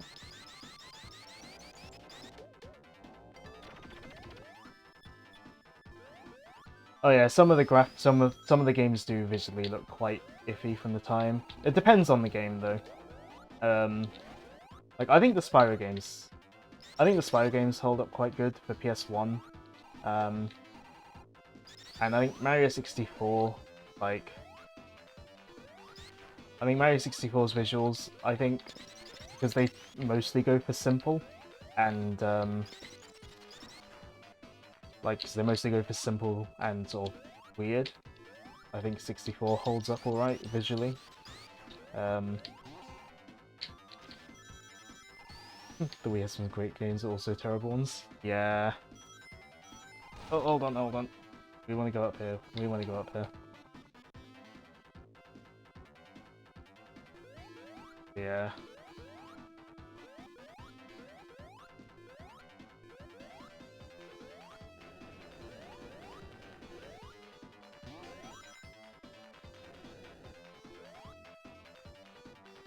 Do the really obvious thing and push the spikes.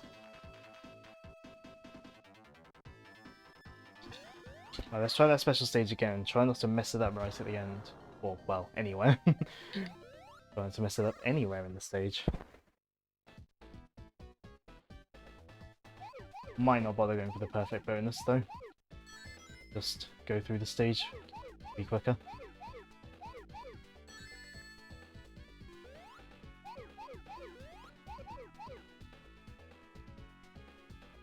Gonna ignore chat while I do this. I just want to concentrate.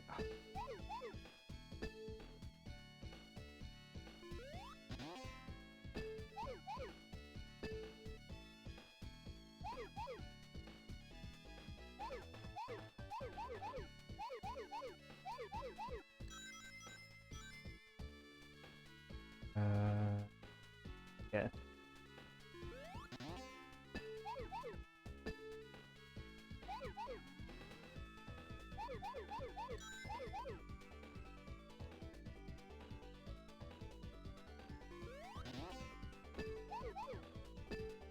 Oh, it goes by so much quicker when you're not trying to go for the perfect bonus. Person who watches like playing 50Hz Sonic 2. Making lots of jokes about it being snow. I'm guessing you mean slow. And so that was funny.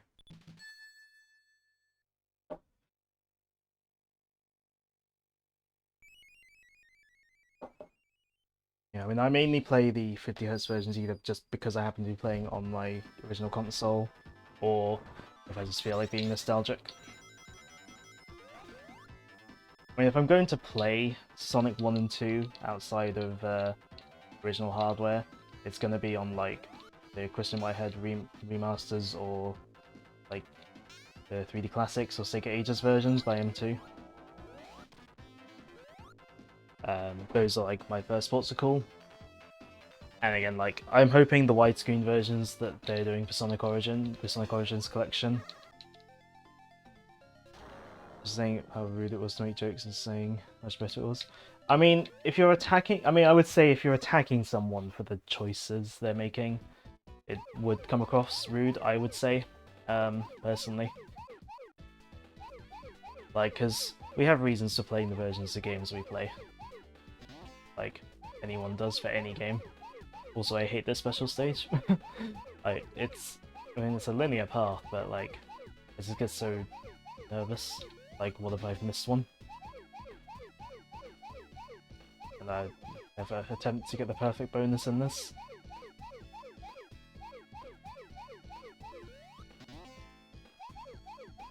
But, again, I will be concentrating, so I will check chat once I've finished. Well, once I've either finished or lost.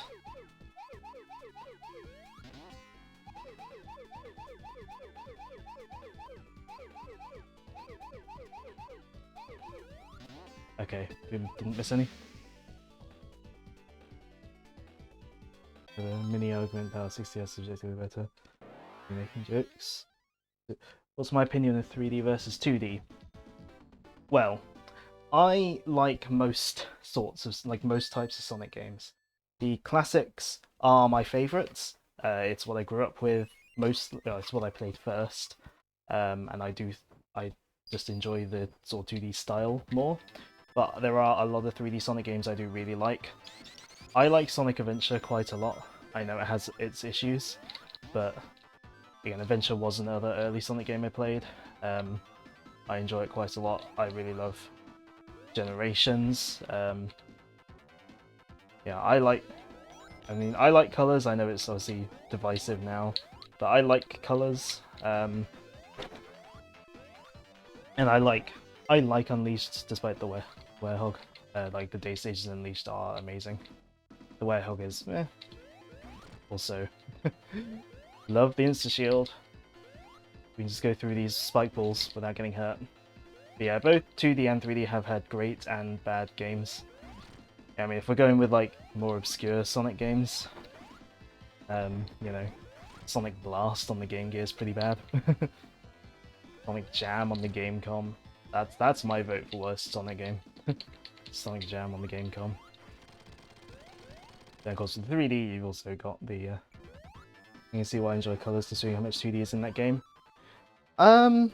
It's I mean, I do wish it was more balanced 2D to 3D. I think it's just the overall like experience of the game, like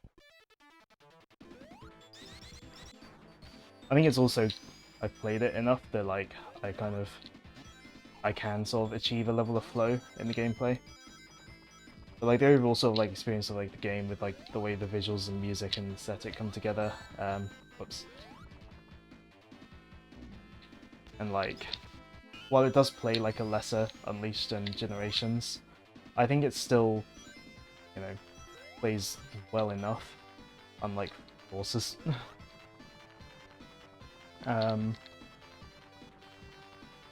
Like, while Colors kind of is the progenitor of like how Forces turned out, I do think Colors pulled it off better.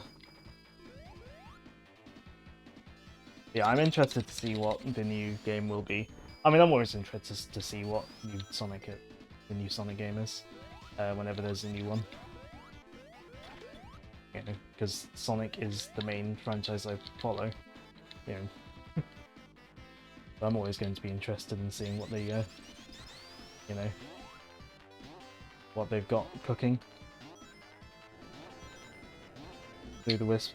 Yeah, the Wisps. I mean, I think the Wisps are best in colors.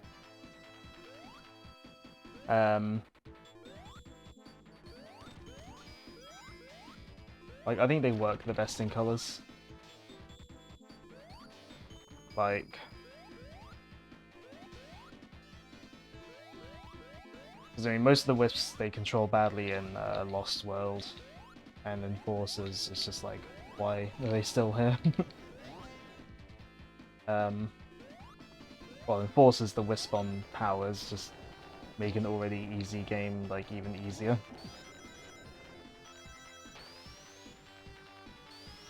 Now, I don't mind not having Spin Dash in the boost games though, because like kind of just has the same function as the boost, in that you go fast. I mean, obviously there are differences, but I feel like, especially in a game that doesn't have the classic physics, like the boost and Spin Dash aren't going to be that different if it doesn't have the classic physics.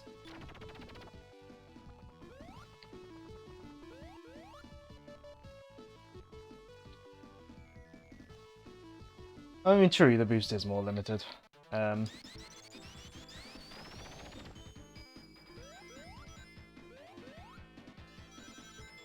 is true.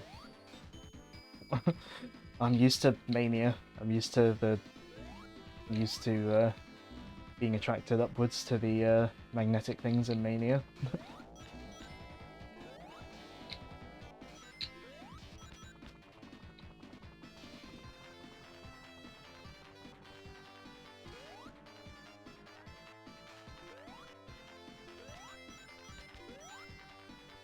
I think with colours, in terms of the boost, though, I think also, and it's probably designed as well that you sort of don't need to boost, you don't boost as much. I'll wait for them to go up. Yeah, I feel like sort of the way colours is designed is sort of designed that you use your boost in sort of strategic moments.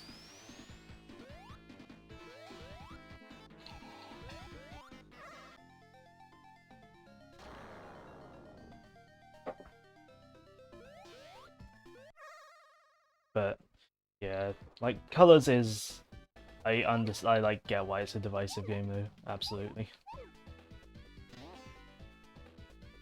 But it's one I personally enjoy.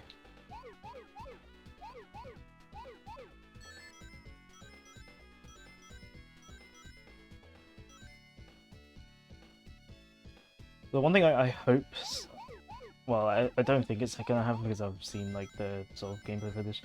It would have been nice if Colors Ultimate would have made the control scheme a bit more in line with Generations Unleashed and sort of had the quick step extrapolated as its own buttons, rather than having to flick left and right on the stick. Should look at the TV rather than OBS. TV screen's a bit smoother.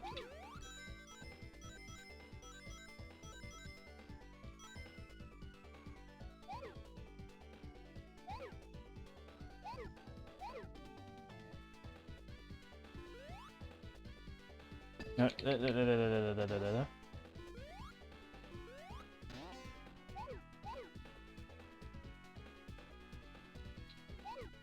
know why I'm going for the perfect bonus. I don't. I'm not going to need all the continues that it comes with. It's just like seeing the numbers go up. And just the satisfaction of knowing I've done it.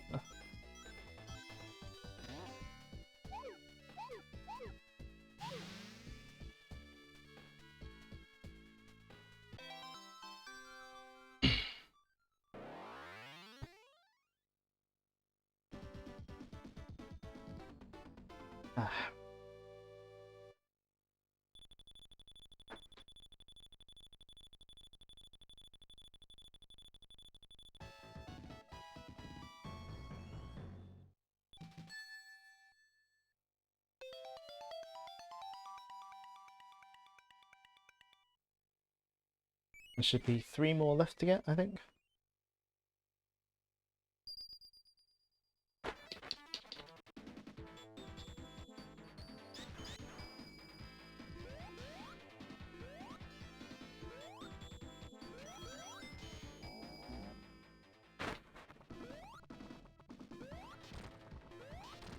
Why am I hitting that? I don't need to.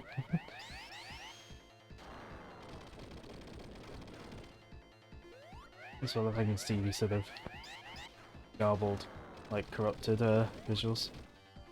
So, are you the only one who enjoys night levels and Unleashed more than the day ones? I mean, I prefer the day ones, but you know, I do like Boost Formula Sonic a lot.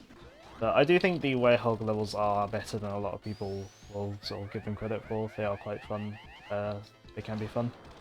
But I think sort of on the first time playthrough they can be quite long. That's my main sort of criticism with the Hedgehog levels. They can be a bit long, especially on the first time playthrough.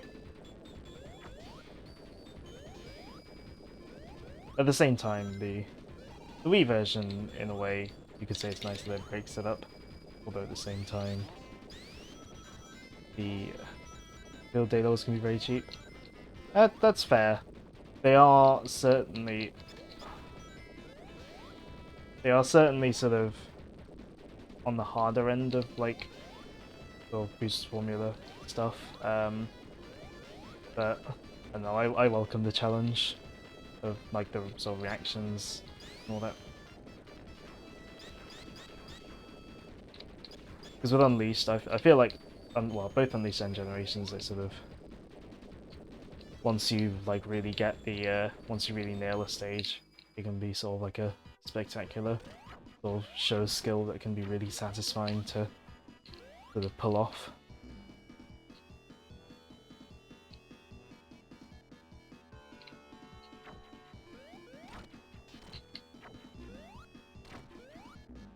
Yeah, like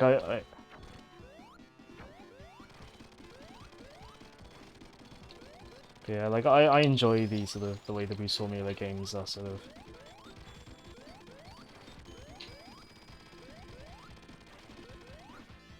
how they sort of essentially.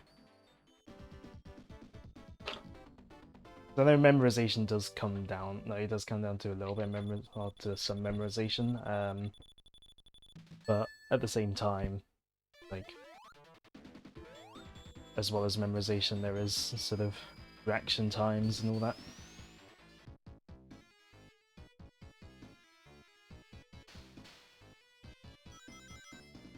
Actually, in terms of unpopular opinions, in terms of the classic stuff anyway, I like Sandalphus. I like Sandalphus Zone. Like, Sandalphus Act 2 gets a lot of flack, but I enjoy it.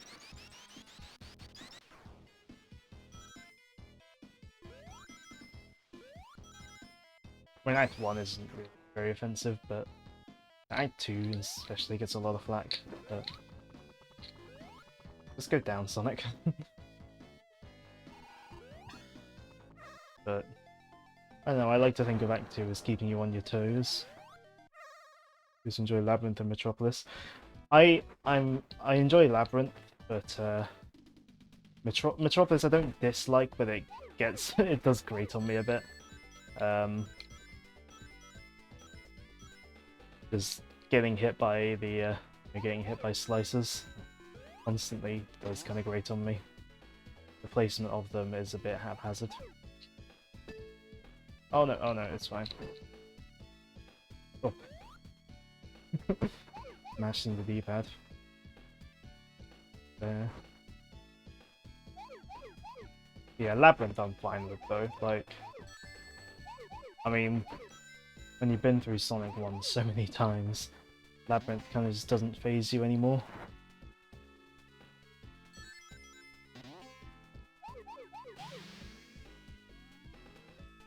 I mean, all three of the Metropolis enemies are annoying, if you ask me. Because the Shellcrackers have a very annoying hitbox.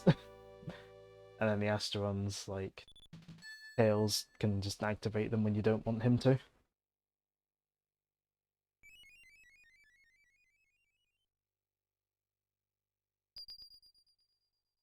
The slices, the placement of them, be really annoying. Yeah, just 2 more emeralds to get though. At least.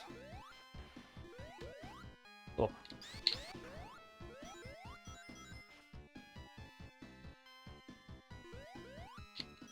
Nope.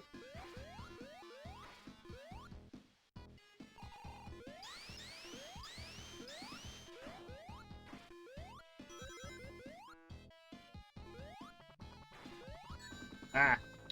Speaking of annoying enemies, those things, I forget the name of them, but they're a bit annoying as well. That said, you can mitigate them with insta-shield, so...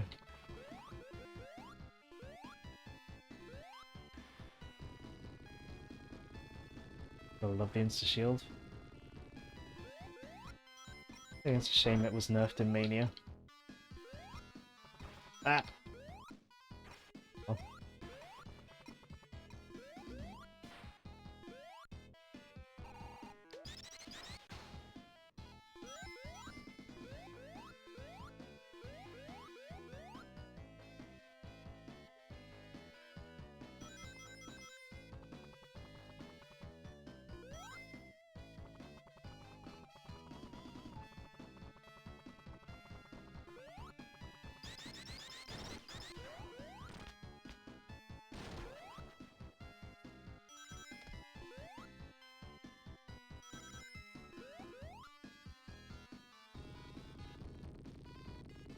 I love the heat haze effect in this level. Like, it's such a simple effect, but it's so effective. Ow.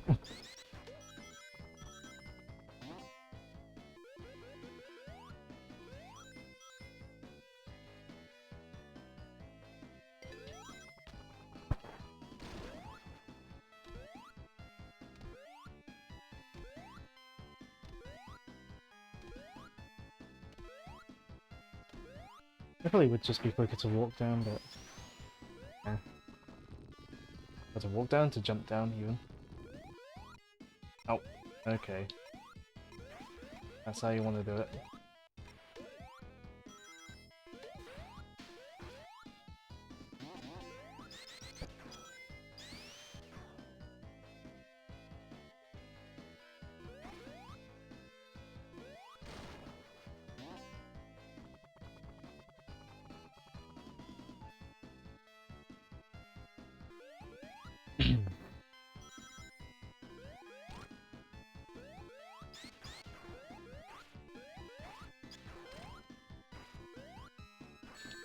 Ah.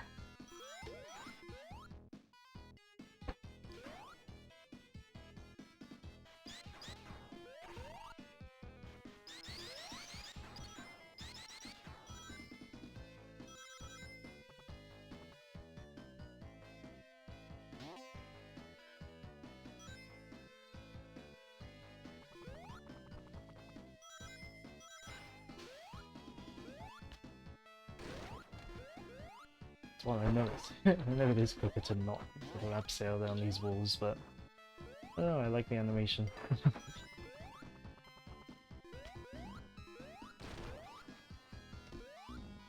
It's been nearly at the mini boss for now. Yeah.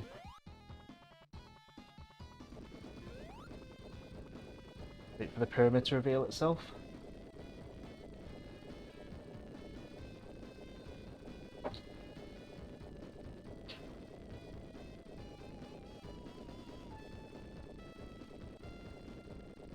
Stand on the side.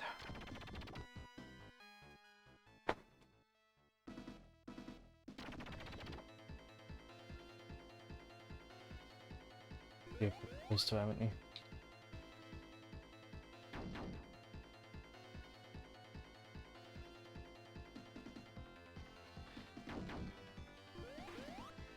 Yeah, this is means, despite its looks, the whole sort of coming out of the pyramid and all that, one of the easiest mini bosses, because all you gotta do is just nothing.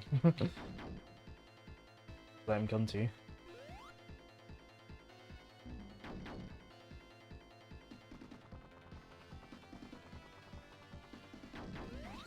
Oh.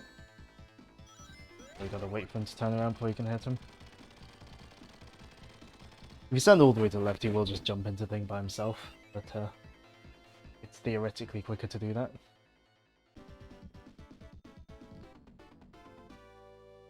Theoretically quicker to do what I did, but if it's better if you don't get hit like I did. The pyramid we go.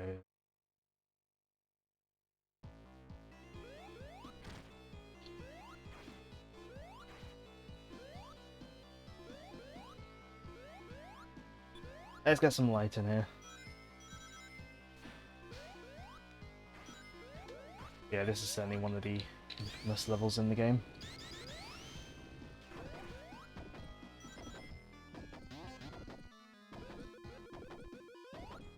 Do you think this inspired the desert pyramid in SA2? Quite possibly. I mean, there are areas in Sonic Adventure 1 that are basically areas from this game. Because Angel Island is in Adventure 1.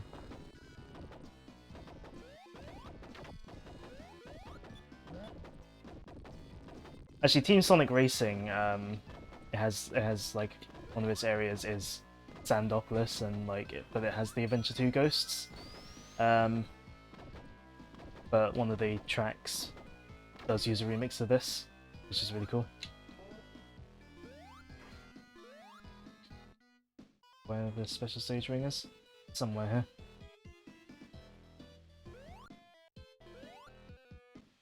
Okay. This way. Yeah, Ice Cap reappears. But yeah, there's also in the Angel Island area, Red Mountain is part of the Angel Island area, so Red Mountain is potentially Lava Reef. But that sort of thing hasn't been confirmed. But yeah, Red Mountain is on Angel Island as well. So it could be that Red Mountain is meant to be the same mountain as Lava Reef Mountain. Or volcano, I should say. It was a volcano.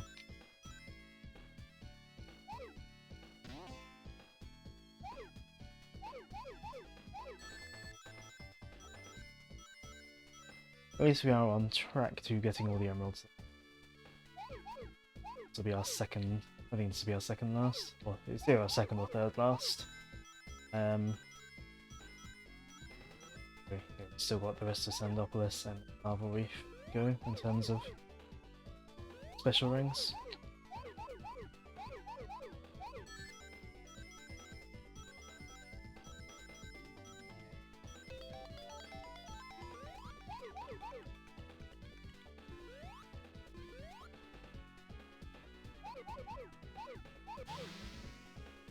You didn't make that connection? Yeah, the thing with the Angel Island area in Adventure, which I will get to this when I stream Adventure because I'll be doing Dreamcast version, but the entire area where Ice Cap and Red Mountain and the altar are, that's all Angel Island. The game doesn't necessarily make it 100% clear. Like, especially with the way the graphics are on, like, the way they redid the textures for DX, it makes it very much less clear. To the point where it can kind of look like only the altar is Angel Island. Just stream GameCube. I don't have a GameCube. Yeah, I know DX has 60 FPS. If I wanted to stream Adventure in 60 FPS, I do have the PC version, full of mods for the Dreamcast conversion, but I have my reasons for... Oh, I jumped, don't I? I have my reasons for preferring the Dreamcast version. Like, I can put up with the 30 FPS. It plays fine at 30. It's not, you know, it's better at 60, but... You know.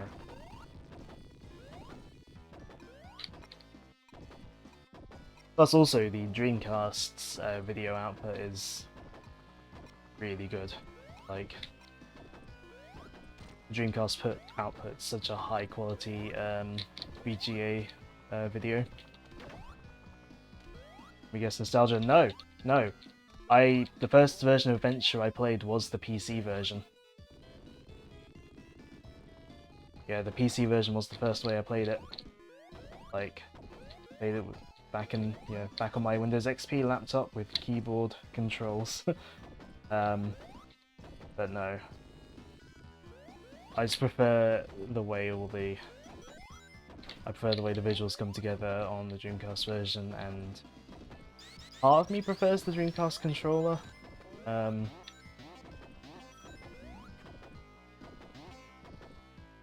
Yeah. Oh yeah, PC version with mods is the best way, really. But I do like playing, you know, like I don't have many old consoles, but the ones I do have, I like playing on original hardware when I can. Which is why I, spent the money this year to get an OSSC. So I can display the old consoles well on modern TVs, and when I got my Elgato as well, upgrading to a actually modern capture card instead of my old capture card.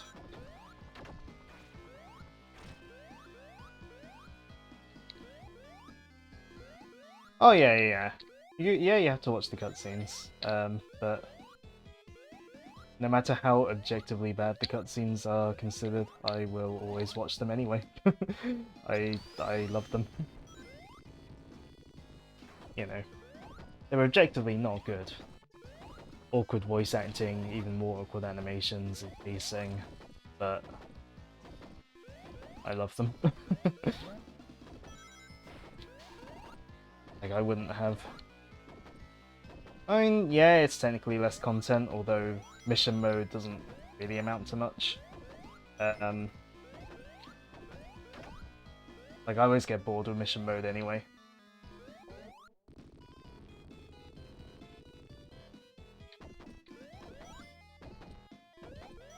And, well, Game Gear games are Game Gear games.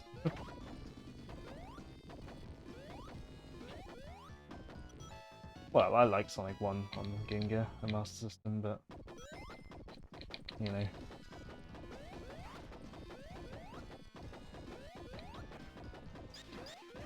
I'm desperate to play Game Gear games I can just emulate them elsewhere.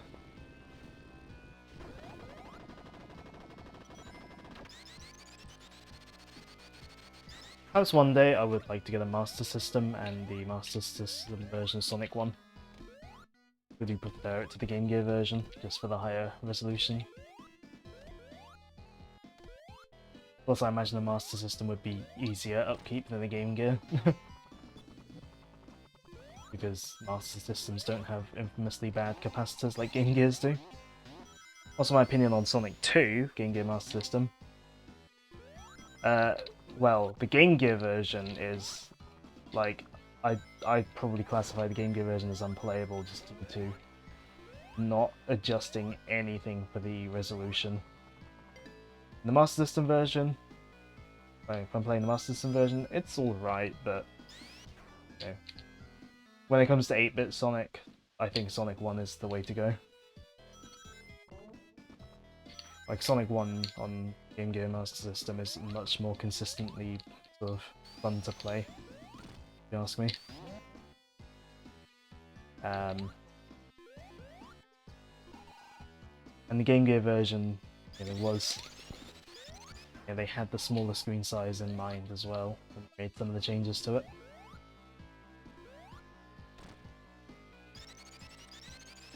Don't tempt me to get my Player 2 controller out and control Tails.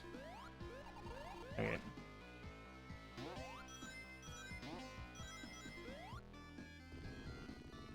Yeah, I enjoy the 8-bit Sonic 1.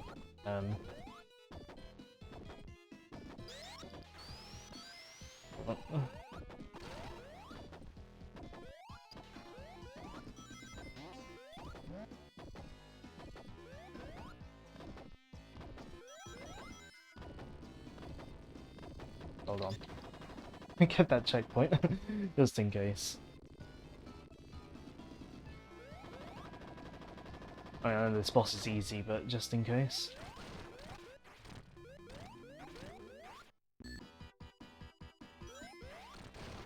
Well, it's easy because I just sort of rush it.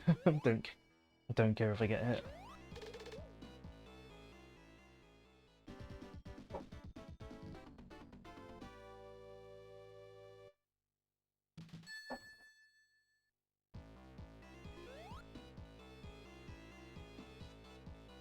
Although if we're talking about like hot garbage on the Game Gear, then we need look no further than Sonic Blast. That game is not very good. Although the opposite of hot garbage, I have Lava Reef Zone. My favourite levels probably, and a lot of that is just the music. I love the music in this level, and I was so happy to see it back in Mania. Oh, that didn't last long.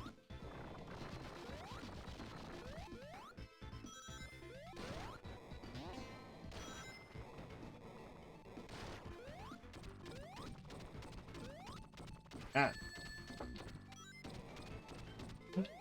We'll clip through the spike ball for a moment because of the insta-shield.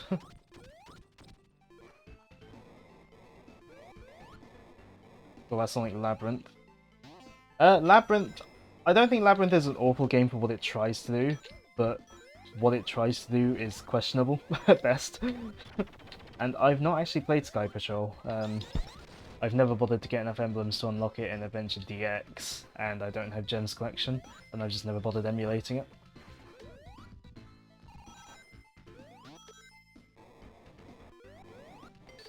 But it is one of those games I will eventually get around to playing a bit.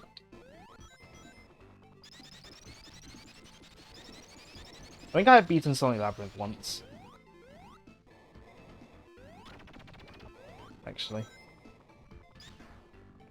Thinking about it. Actually, also, the 8-bit version of Sonic Spinball is pretty, bad.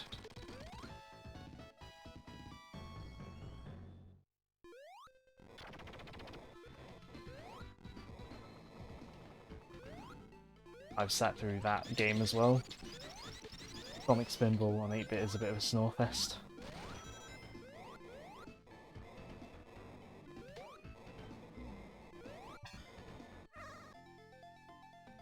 Right, final Super Emerald. I always leave the easy one for last.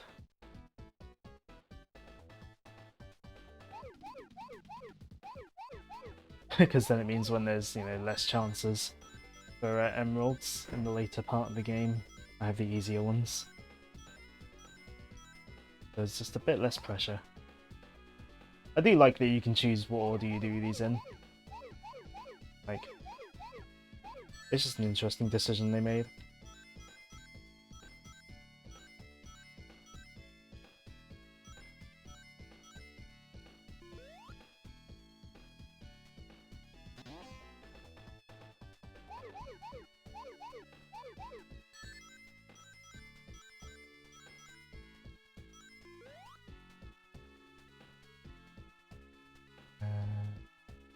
There's some more.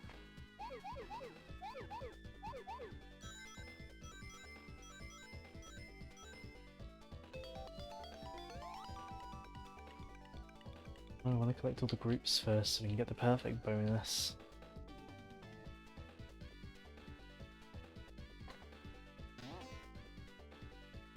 Or not a group. Well, a bigger group. Okay.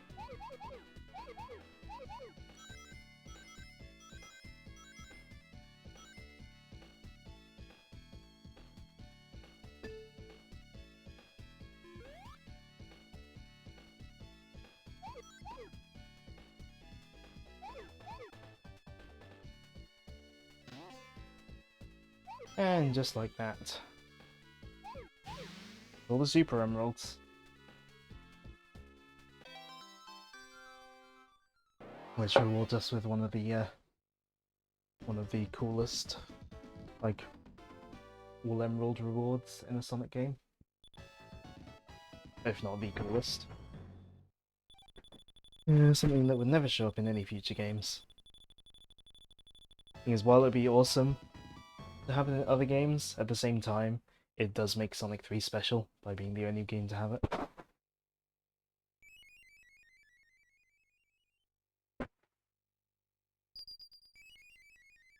And by getting all the super emeralds, now we can be hypersonic. I love hypersonics so much. It is just such a cool reward for, you know, going through and getting all of the super emeralds, as well as all the chaos emeralds. Yeah, and it is most likely just an artifact of the game being split in two. Like you know, I don't know if super emeralds are sort of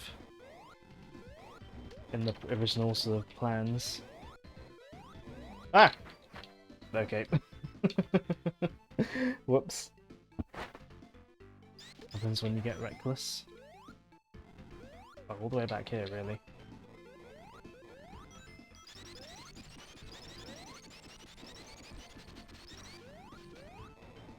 Yeah, while I would love Hypersonic to show up again in another game, at the same time, it would kind of make it feel less special in Sonic 3. Oh.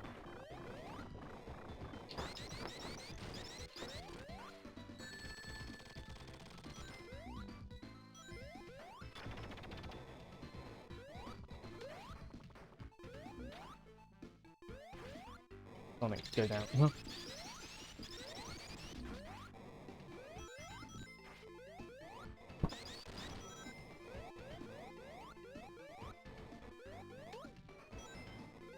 If I can get to 50 rings, I will show you off Hypersonic.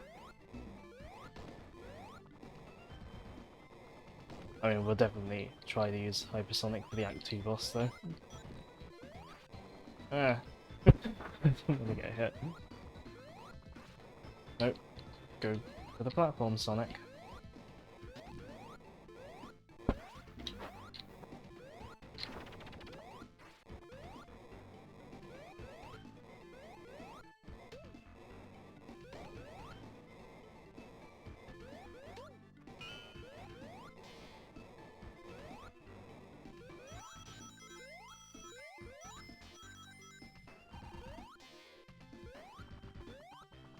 So I wonder if we're gonna be able to see it, but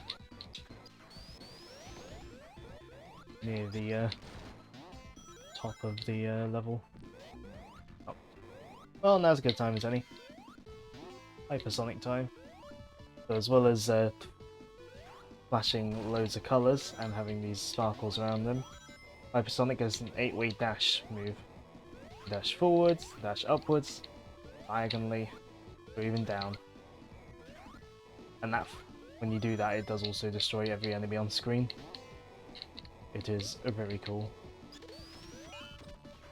Plus, as a bonus, Hypersonic doesn't drown underwater.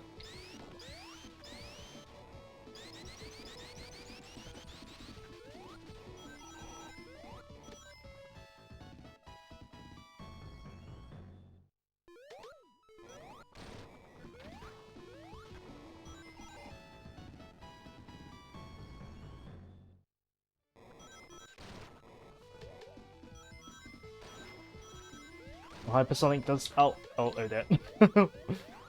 Hypersonic can make certain things a little bit iffy, but eh. Hypersonic himself is just awesome. I can live with that.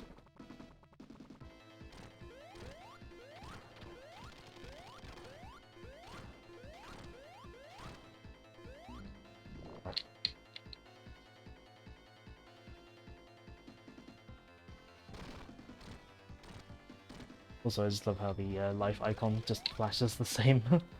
It's because obviously it's using the same palette as Sonic.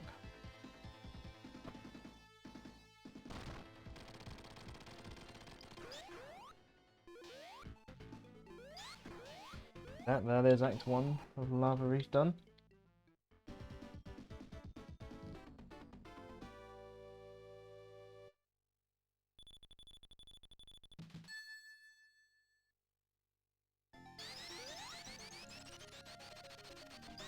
Coming by beating that, all the lava is cooled down and we can run on it. You might recognise the music as well. It's playing in that area where all the super emeralds were.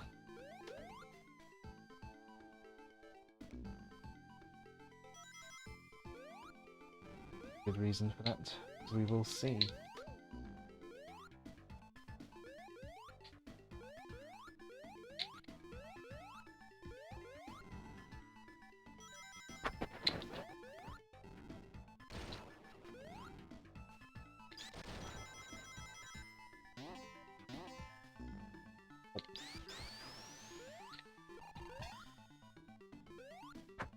I try to refrain from going super, just because I love this music.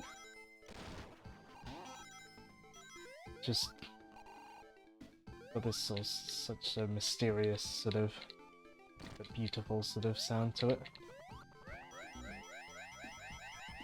Great.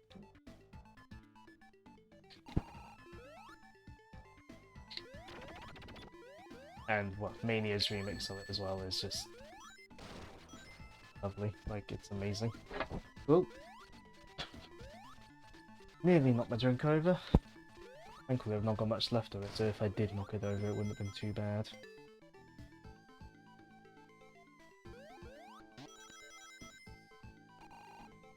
Oh.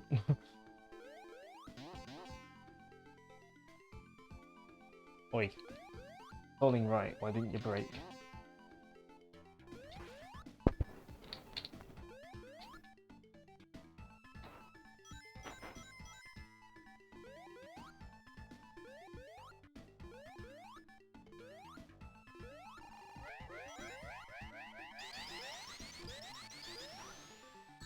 Oh.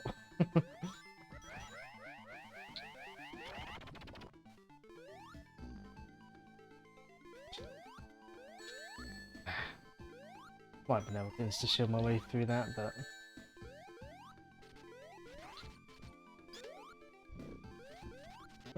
the fire shield is obviously very useful in Lava Reef, with all the fire and lava.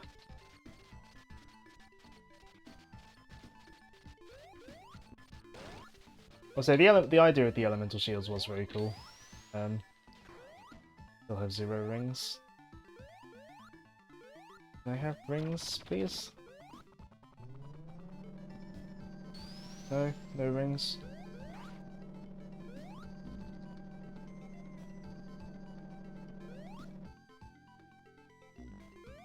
Gonna be rings up here.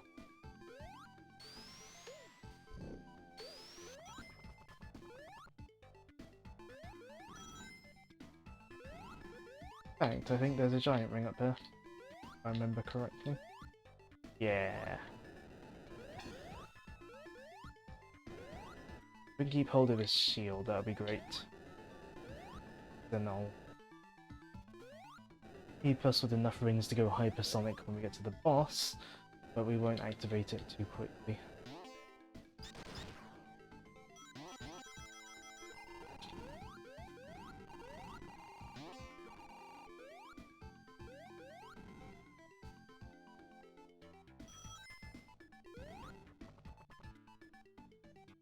See, it probably won't.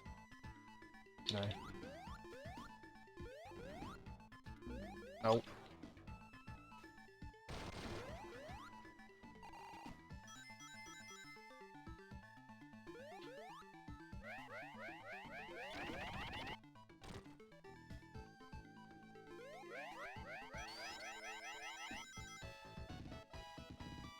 Let's see if I can get a shield.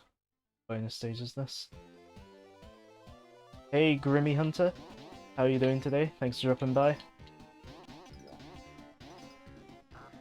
Can Gumball machine. I want a flame. I mean, a bubble shield's fine, but I quite like a fire shield.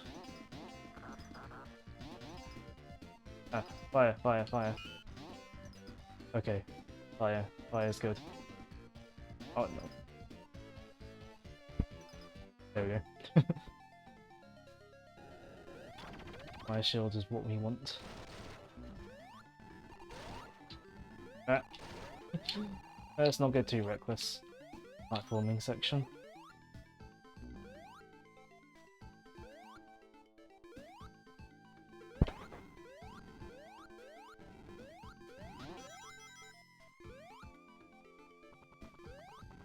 Ah! Oh.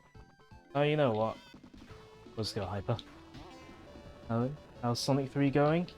Sonic 3 is going very well. Seeing as it's, you know, my favourite game and all that. Yeah, we have all the Super Emeralds. Actually, we're getting to the end of Lava Effect 2. Look, the Death Egg. This is where the Death Egg fell after launch base. Oh! That surprised me. Thanks so much for the follow, Grimmy Hunter. Yeah, it really means a lot. Oh no, I can't do my shout out like friends thing because my chat bot isn't on this laptop. But I don't know if Dan wanted to type them in chat or something.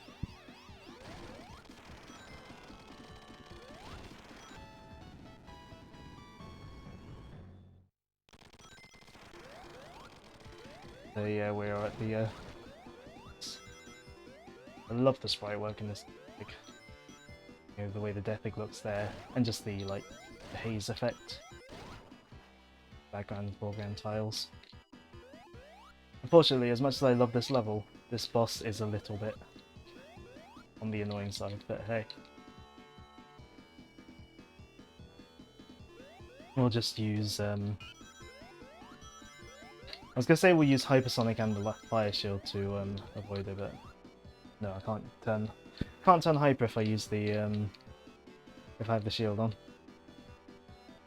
Then again, if I, oh. If we had Hypersonic going, that would get annoying quickly, I think, with the music. Yeah, with the fire shield, this boss is basically a joke, because you don't have to focus on landing on the platforms, just stand on the fire, or on the lava even.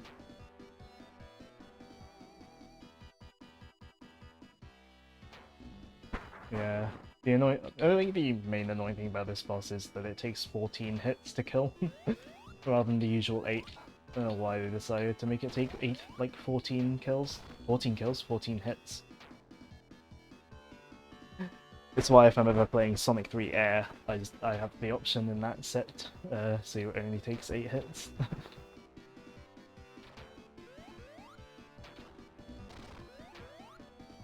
Yeah, I do kind of love how they just give you a fire shield in this boss as well.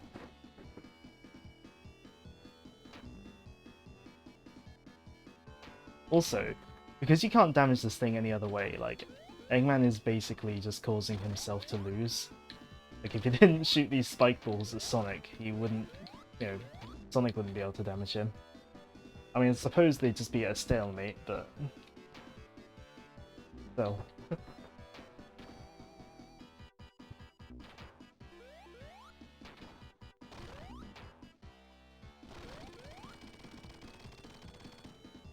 Just skip this boss? No. Fair enough. Yeah, it does take a long while.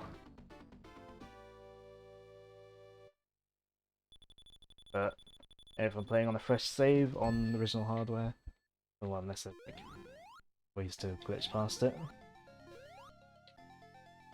But here we go, Hidden Palace Zone. We get to have story content here.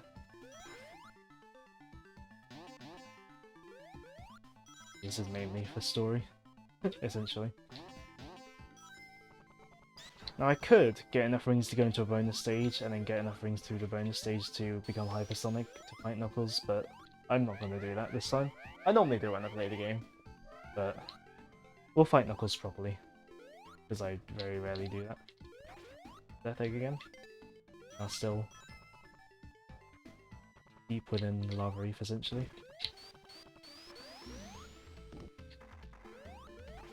Oh. Helps if you time the insta-shield properly, doesn't it?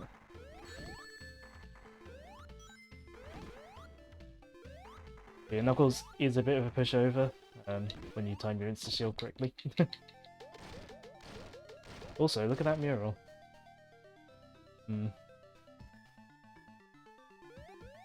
Like, I just love the subtle, you know, I love the sort of background storytelling stuff in this game. Like, you know, just the way they tell the story without, you know, without needing any dialogue.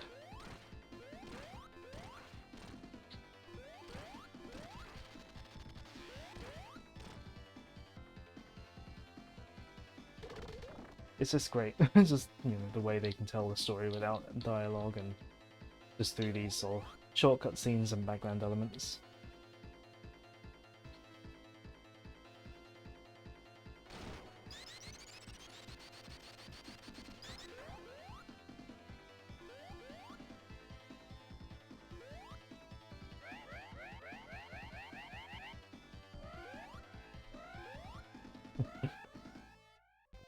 And up the Sky Sanctuary.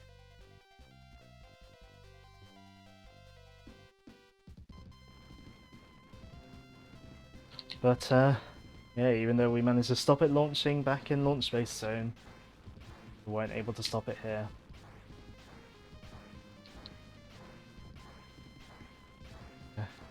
And Knuckles doesn't look like he's doing too great.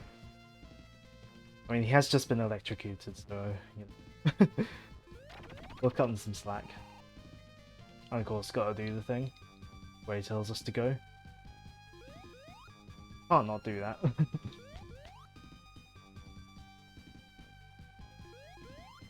But, yeah.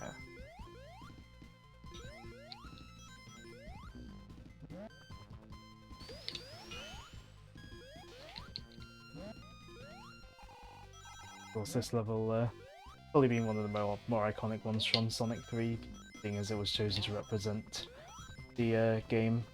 Oh, Generations. Whoops.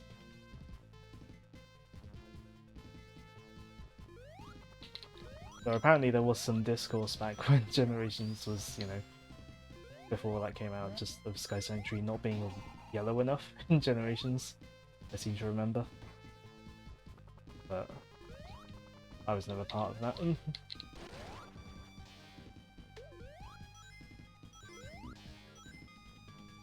Also,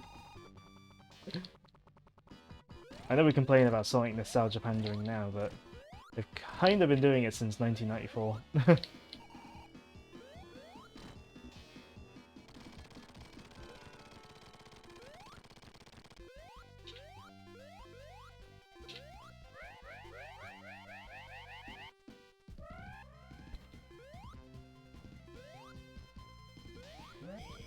love this music.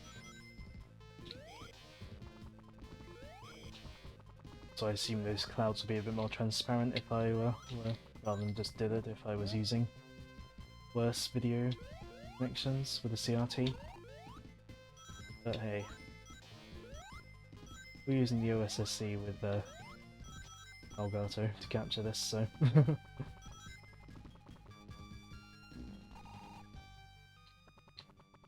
Mecha Sonic round 2. Oh. I would insta-shield him, but... I turned super. I guess I gotta use the same technique I would use in Sonic 2. Oh, or not. Or I'll just get hit instead. There we go. Insta-shield for the win.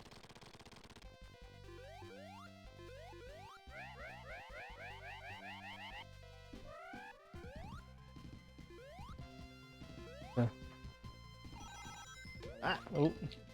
There we go.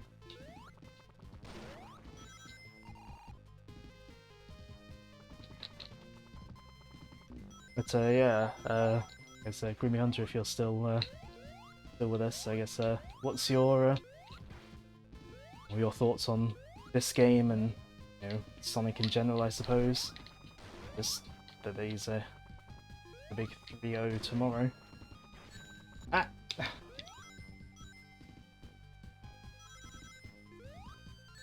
Ah! What happens when I don't pay attention to what I'm doing?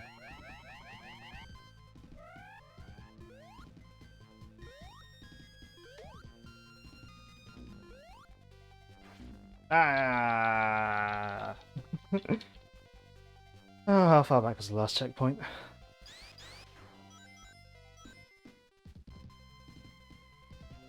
This way, Carl? Yeah, this way.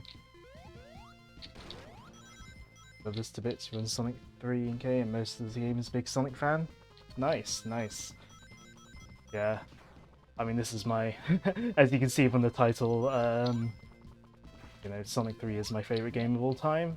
And yeah, I do like most of the Sonic games. Sonic is sort of the series I'm probably the most invested in. Well, I'm probably what I'm most invested in. But I mean, when the news came of that collection that's coming up, where they're finally re-releasing this game, like, I was stoked. Ah! Thank you, Tails. I can't seem to not get hit by those things. I know they're there. I know what their pattern is.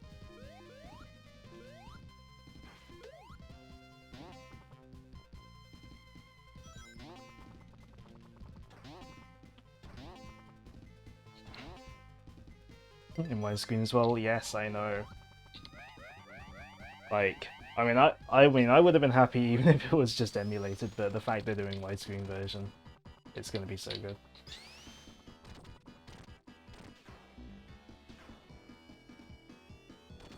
Oh. Probably could have held that spin dash a bit longer.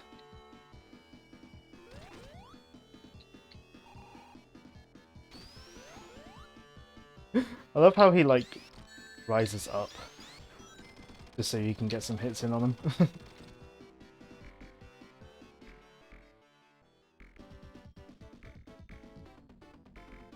But the Death Egg.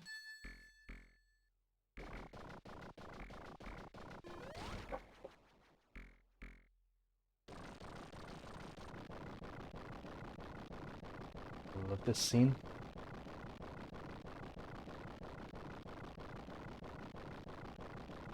Sonic and Tails escaping the crumbling ruins of Sky Sanctuary in their sort of last-ditch effort to board the Death Egg while it's still on its way launching.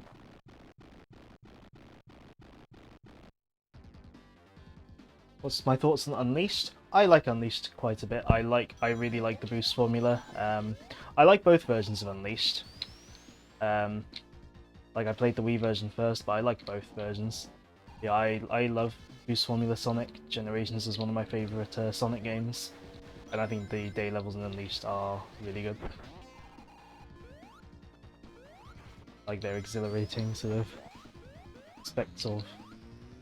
exhilarating sort of spectacle. Sort of once you mastered them.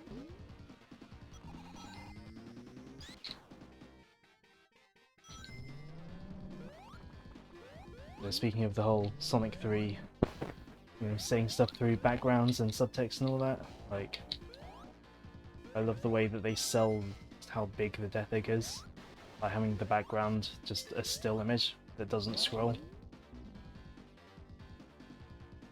Being as the best modern stage from all games, yeah, I love the Unleashed Day stages. I do like Generation stages a little more, but like it's close.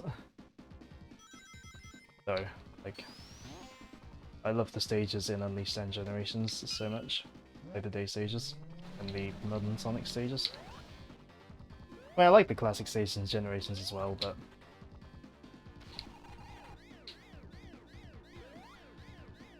usually when I'm going back to Generations, it is usually for the modern stages. Or the mods, because, PC version.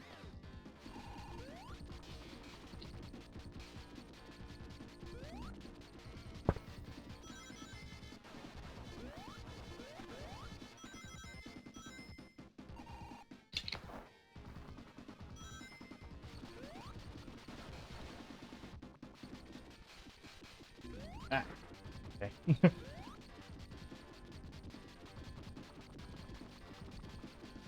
Oh, Tails. Right, don't jump. This to keep going in its current trajectory.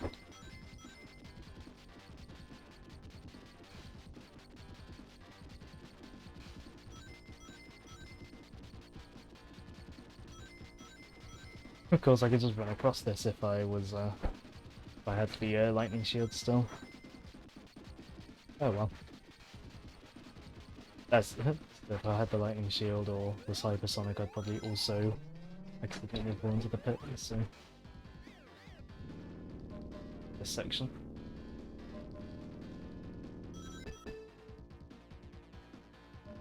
And I'm glad they didn't try to copy this section of the level for Forces, because Forces is iffy enough as it is for me, at least. This section probably would have been a bit iffy were it in Forces.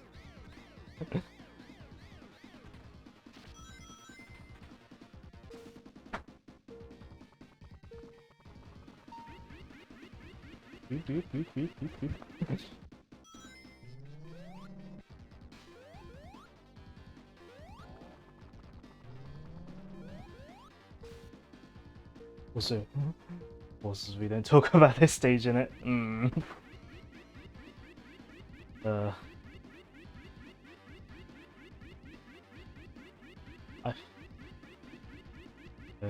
The way Forces handle classic Sonic is just, we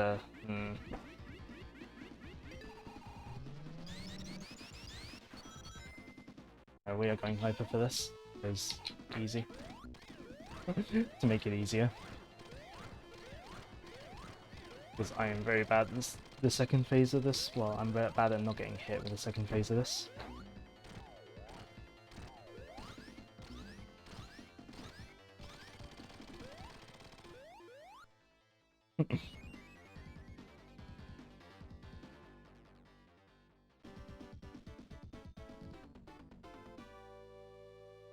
I imagine also for those who were following the series back in the 90s, like, because I'm not old enough to have been like playing them when they came out, but like for those who were playing them when they came out, like actually getting to explore the inside of the Death Egg must have been really cool, considering you don't really get to explore the Death Egg in Sonic 2.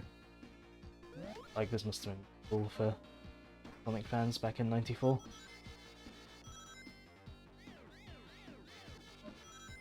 So anti-gravity, first time in the series.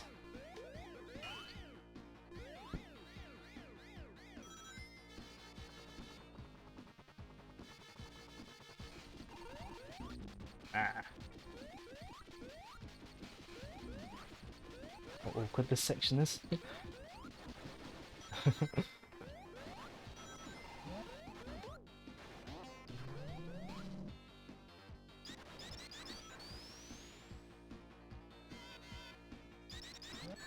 Ow. Mm.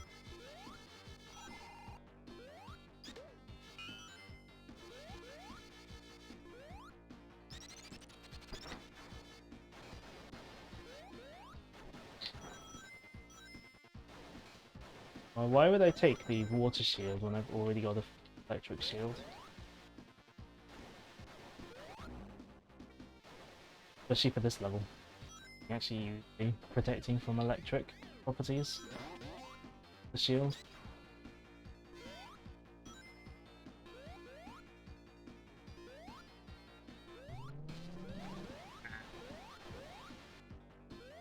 And even spikes and right can kill you in the elevator, or can't kill you. Hmm. Never really thought about it.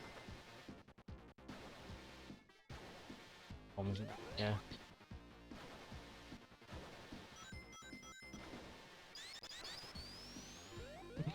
Oh, so I hit the Eggman monitor.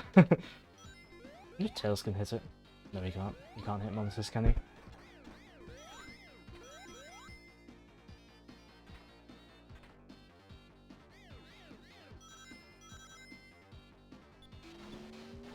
Sorry I'm late. That's alright. That's alright.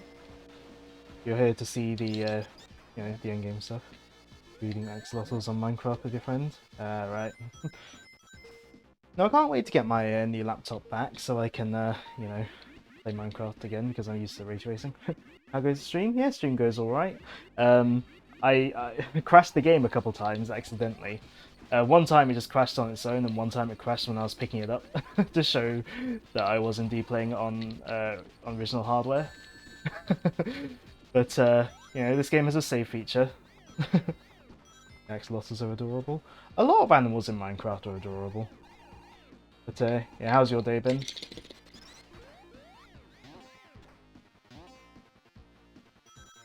Yeah.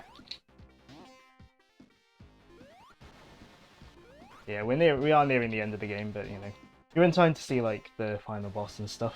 So long and exhausting, but good. It's good to hear.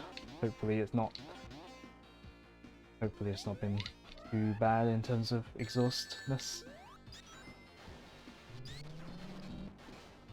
Exhaustness isn't a word, I don't think, but we're going with it.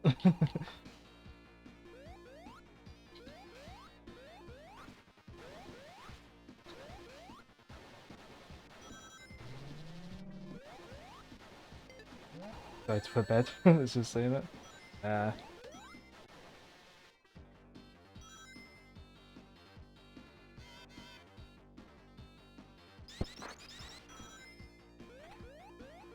Anti-gravity. The whoop whoop whoop things.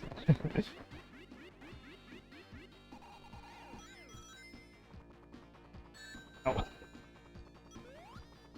All the places to land. Also, the shot of the Earth in the background is pretty cool. Like, showing just how far up the Death Egg has already gotten with its launch. And again, just sort of selling the size.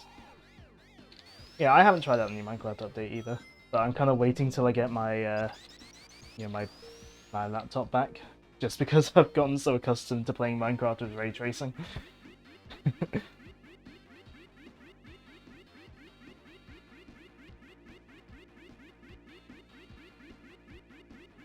Well, I've gotten accustomed to A, Minecraft with ray tracing, and B, Minecraft, you know, and then if I'm not playing with ray tracing, I've gotten used to it being like at 144 FPS. It's like when you're used to it, when you sort of start to get used to a game running at a higher frame rate, it can be hard to go back to 60 sometimes. Me, at least. Yeah, we can ignore that. Just run on that by ourselves. Great, checkpoint, just in case. For regular colours, if you read them, you have a 1 in 2,000, 1 in 1200 chance of getting a multi-coloured one.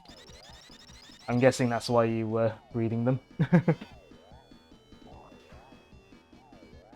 yeah, easiest way to beat this boss though, spin dash. Because you can't hit it directly, you have to get those things to bump into it. The easiest way is just to spin dash. Yeah, if you're traveling in the elevator, the spikes that come out from the things don't hurt you. And yeah, changing gravity is how you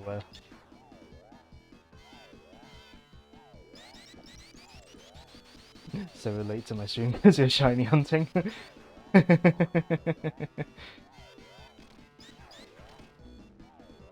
Oh, somehow managed to avoid getting hit there.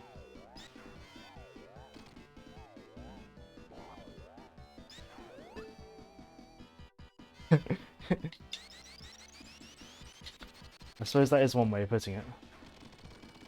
There we go. We've beaten up the whatever that is.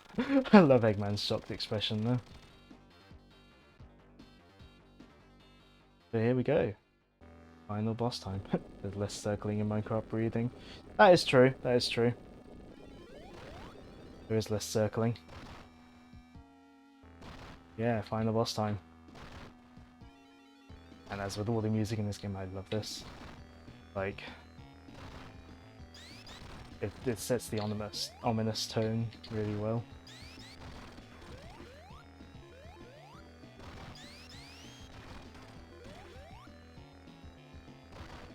Yeah, first off though, we gotta destroy his fingers. Now if you do die in this boss, you do have to do it with no rings, but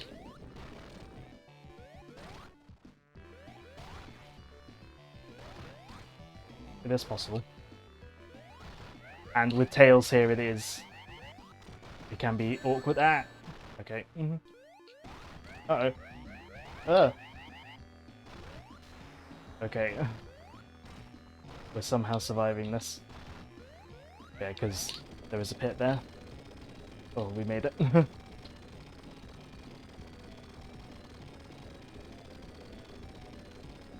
Oh. But Eggman's not giving up the Master Emerald without a fight.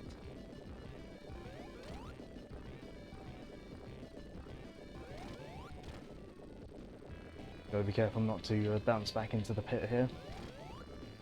Just make sure you hit him from the bottom. There's nothing else that can hurt you here though. Just being careful not to fall the pit.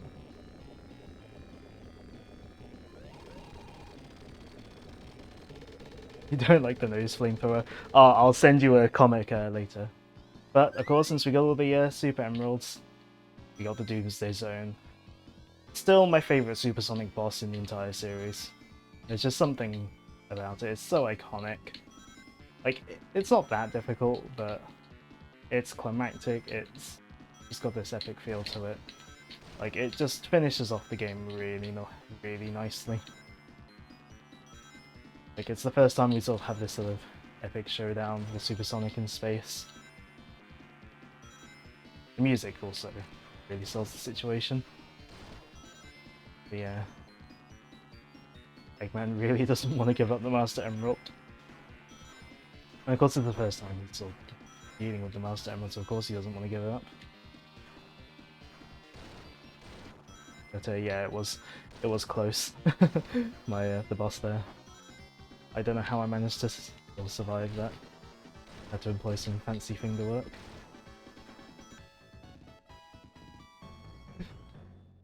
Well, we can grab enough rings for a fight for an extra life in this as well.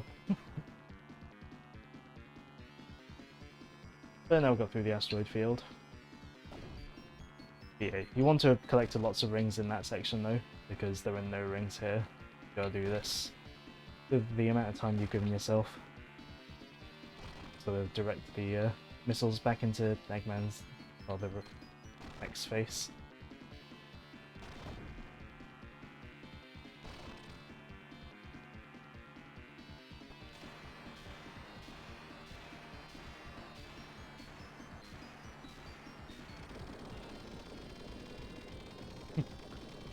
But of course, that's still... it's still not over. But now we employ what the technique that a lot of the detractors of the boost games will say, you boost to win.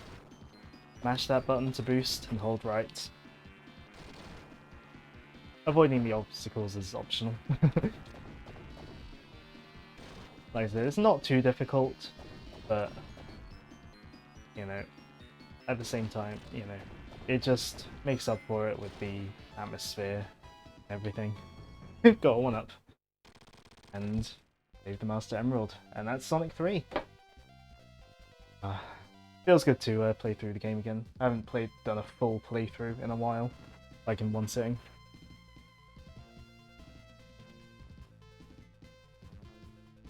Yeah, Tails comes down to catch us and the Emerald.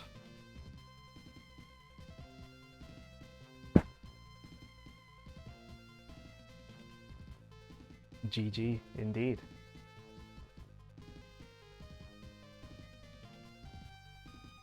But yeah, while I'm not having to play, I'll say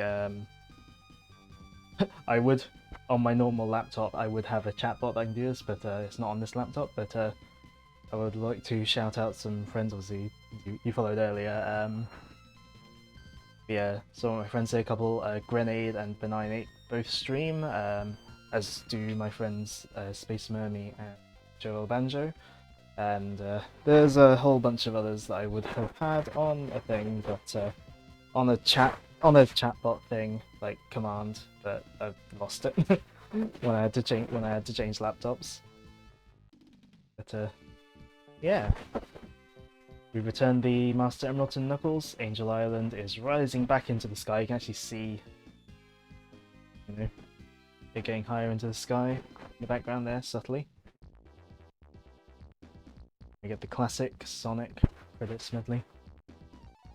Ignore the backwards text on the plane. The dolphins.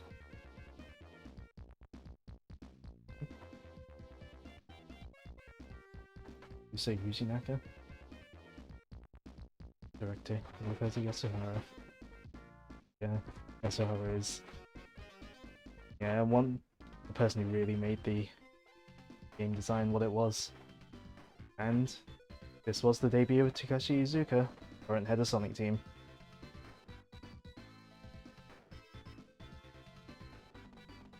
I know people like to give Iizuka a lot of flack, but he's the reason that Mania even exists as a full game.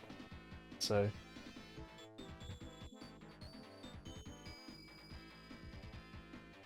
but yeah, that was Sonic 3 and Knuckles. Been streaming just over 3 hours. Yeah, the game is roughly 3 hours long. Obviously I had to do some restarting of levels because of crashing the game. But yeah, I know I often like to joke when I'm like in chats with friends, like how this game is like perfect. Obviously technically no game is objectively perfect. You can't really talk about games that way, but at the end of the day, this is just a game I will always have a good time when I play. Like, there's not really any aspect of it that I ever dislike playing. And I'm very happy that I have it on physical cartridge, seeing as I first played it on Mega Collection Plus on PS2. But it is nice to play it on the original hardware. And also, I'm glad that this old laptop has worked as well as it has for the stream. The only technical issues I've had on stream have been to do with the console, not even the laptop. So yeah.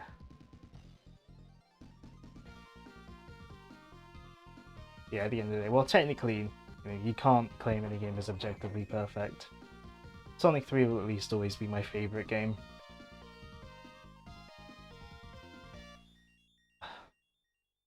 It's so satisfying to see that.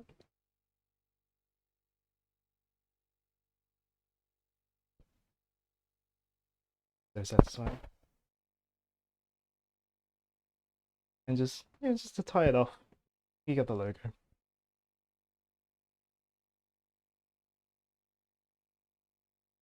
Eventually they will Well, change his pose. Had to press a button, I can't. Oh, no. That skips it. Yeah, that was Sonic 3. Just before we end off the stream, let's just... oh, that might be a bit loud. Yeah, just update for those who obviously have been with me for a while or not.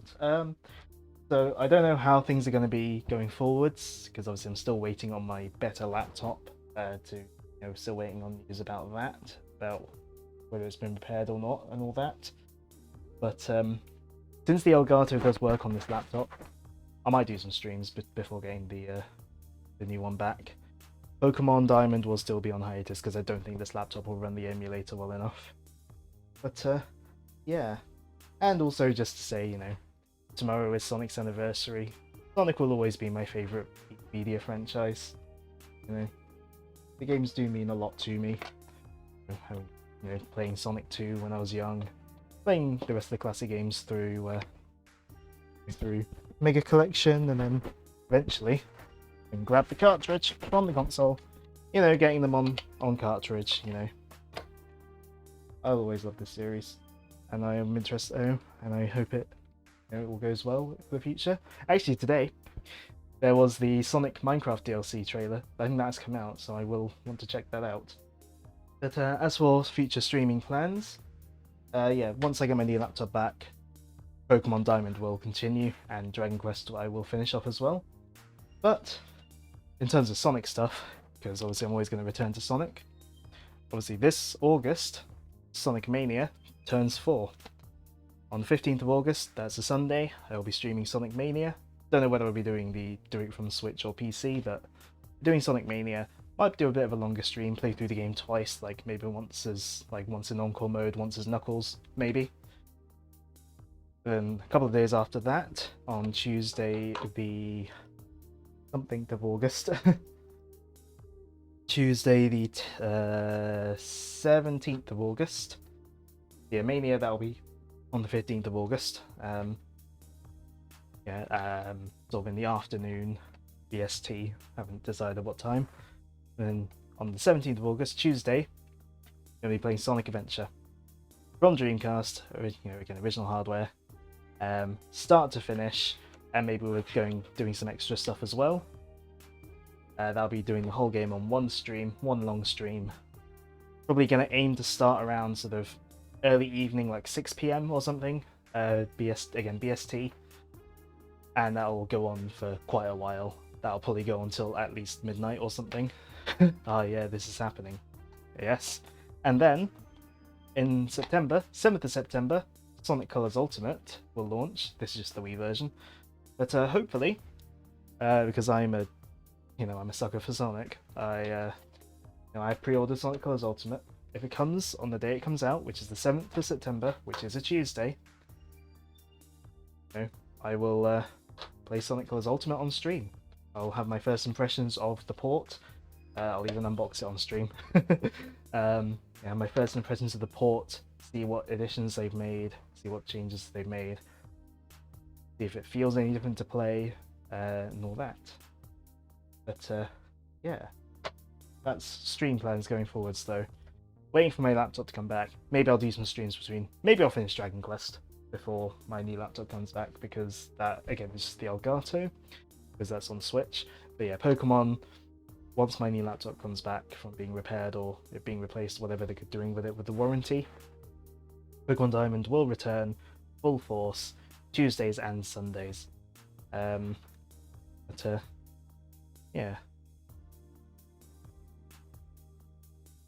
I don't know if there's much point going to the thanks for watching screen, but why not? Let's turn that down again.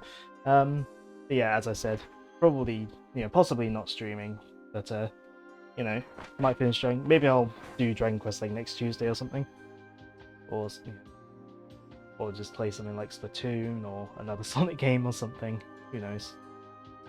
But yeah, thanks everyone for watching. Everyone who's been here, whether they've been here for the first time or returning, whether they've been lurking or chatting, it's all appreciated.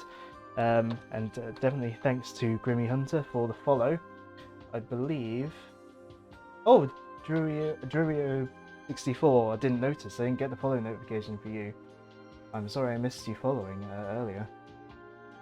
I believe that brings us to 47 followers. We are getting close to well, to the amount of followers needed for affiliate. My 30-day stats are a bit all over the place. But yeah, many thanks for the follows for those who followed today. It is so appreciated. It does genuinely mean a lot to me. Yeah, can't guarantee when I'll next stream, but I will see people then.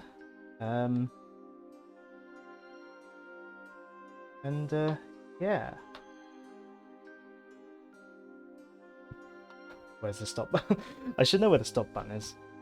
But yeah. Let's stop before I say anything weird.